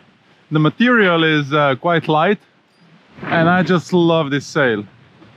It's like the weight is much lighter than Code Zero, very easy to set it up. And I really like the shape, how it's hanging right now. We just need more wind, and the wind should go up. And they say for this sail you can go up to 24 true wind. And I think that we should be doing 7 or 8 knots very soon, once we get 20 knots of true wind speed. And we're sailing, this is Gibraltar, so we're sailing towards Ibiza now. So we have 300 nautical miles towards Ibiza, and then we'll see how the weather is across here and then go up to Croatia. So a long way to go. Now we're flying Jannaker wing to wing with jib, straight downwind. We have now turned directly toward Corsica. The wind is kind of dropping, but we're still doing around 6 knots.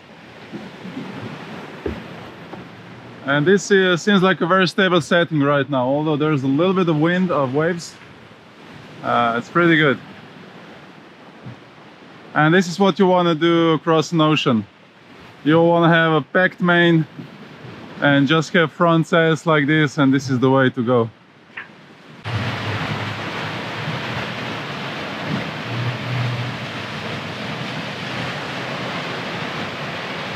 We've had an average of 7.5 in the last 2 hours, which is pretty good. We're sailing towards Ibiza, so we have around 70 miles to Ibiza. 25 knots of true wind speed, apparent 18. And you see doing up to 2 digits. Pretty good speed. True wind angle 137, apparent 115. Let's take a look how it looks outside.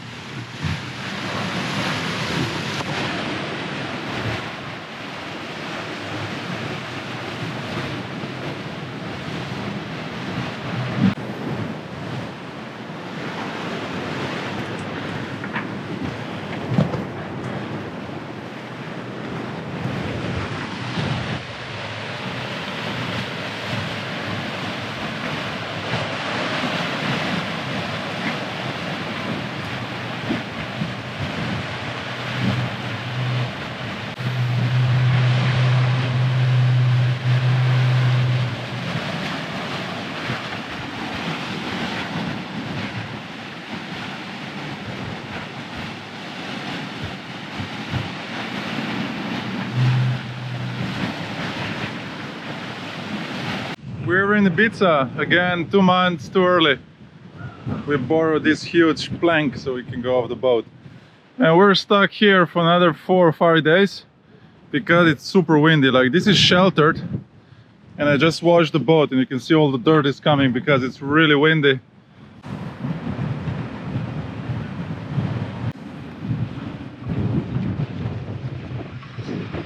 We're leaving Ibiza. It's raining again and it's cold, but I have my sandy line. It's good. This just feels like being in the Bay of Biscay again.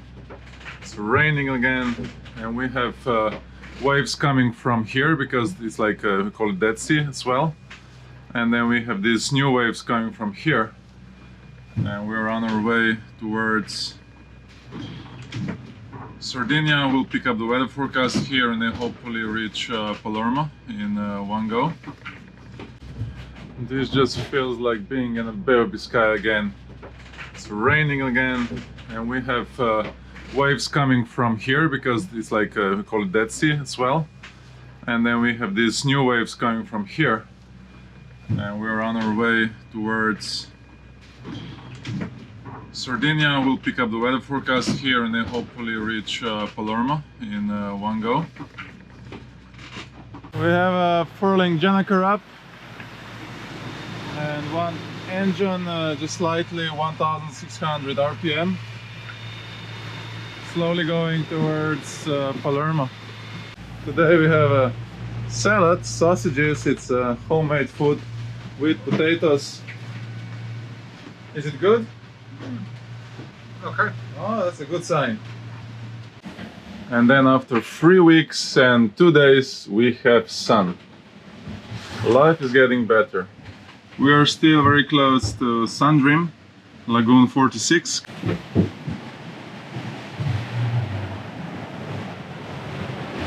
A beautiful day outside. So this is the conditions, I would say, how the sailing should be. 90% of the time. Unfortunately, it's only 5% of the time. Flying this beautiful sail. So we have a true wind angle of around 160, so we're pure downwind. And you can see the history, so it's pretty steady wind and direction. And we should have this for next 2 days, bringing us to Palermo. What a beautiful conditions.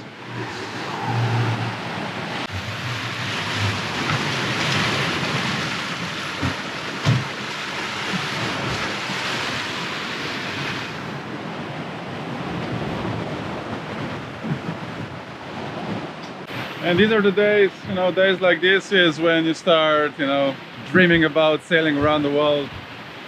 It's a beautiful day, nice speed, happy boat, everything is fine. But offshore sailing, ocean sailing, don't forget, there's not many nice sailing days actually. If you want to have nice sailing days, go to Croatia, Caribbean, you know, more sheltered waters, Bahamas. Because very often you get some mixed conditions, some swell, jumping. But today we're lucky, so let's enjoy this.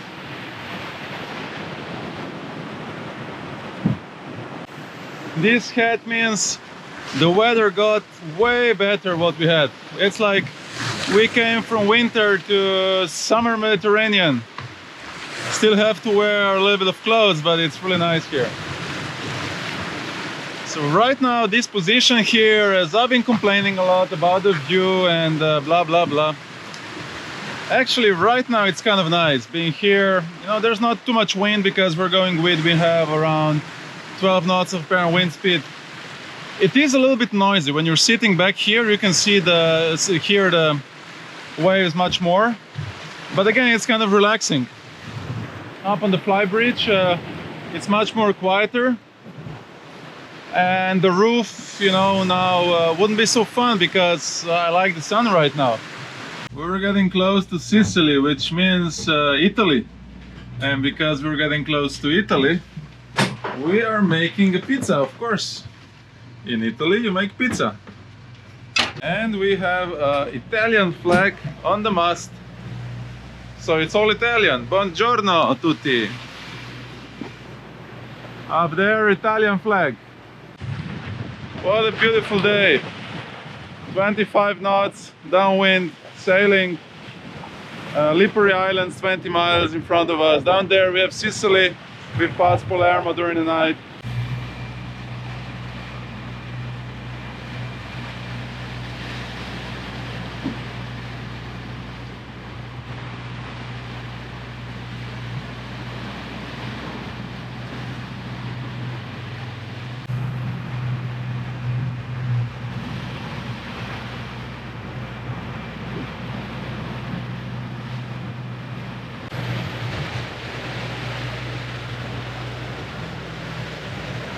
Passing Lipari Islands, and with these winds and speed we're gonna be in Messina in a couple hours. We are about to enter the Messina Strait, so it's a small passage here between Sicily and Italy. It's just a shortcut for us, and it's always fun to go through here. Just like Gibraltar, it's something special, unique. I've just called the Messina VTS, which is a vessel traffic service. They monitor all the ships, you know, you have to call in just to say, hi, I'm here, I'm going through, so that there is no mess. Great conditions, following winds, and now we're about to enter the strait. So this is Sicily, and then the higher, this is Italy mainland. And every time I go here, I'm watching this perfect sandy beach. It's just like, it's so beautiful, and that lighthouse, I just love this place.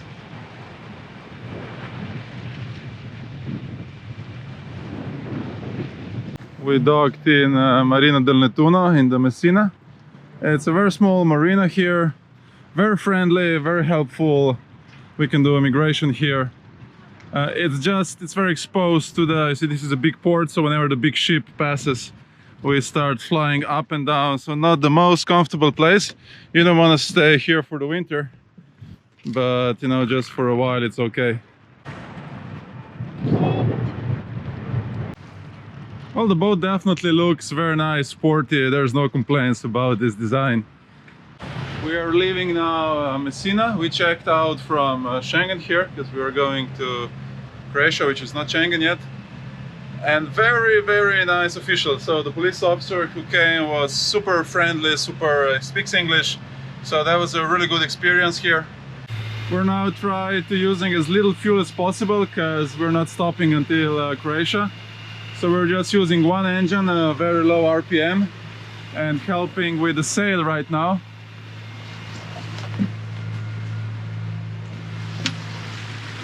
But we expect so the winds to drop, so it's going to be just one engine, low RPM, fuel efficient, and get to Croatia in one go. Slowly getting to the heel of the Italy. So this is another turning point, like it was Gibraltar. Like you come to the Mediterranean and then you have this Messina Strait, kind of getting here, the Ionian Sea, and then you have this Otranto Strait where we get to Adriatic Sea, and then finally we'll be in Croatia. So we have around 230 nautical miles left. We have no winds for the last day, and it's getting even less winds. Sea is smooth as silk almost, but it's gonna get even smoother. There's still a little bit of swell, but I think it's gonna be like ice tomorrow morning and until we get to Dubrovnik. And after rocking across Biscay, Mediterranean, 3 weeks of pretty rough weather, this is actually kind of cool, and looking forward to Croatia. And seems like whenever we get close to Croatia, we get good weather. I never had like bad weather coming to Croatia. It always was somewhere else, Biscay, Mediterranean. It just seems like that's the place where you want to sail. It's really a paradise.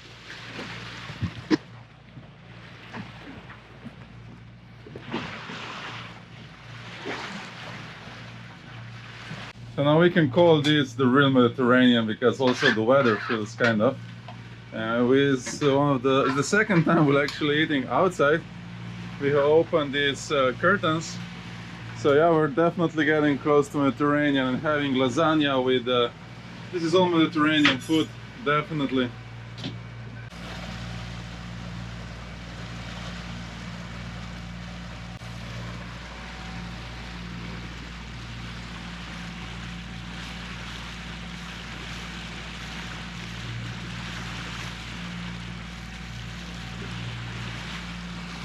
And then you have two sides. We have the starboard, which is the right side of the boat, and the port side, the left side of the boat.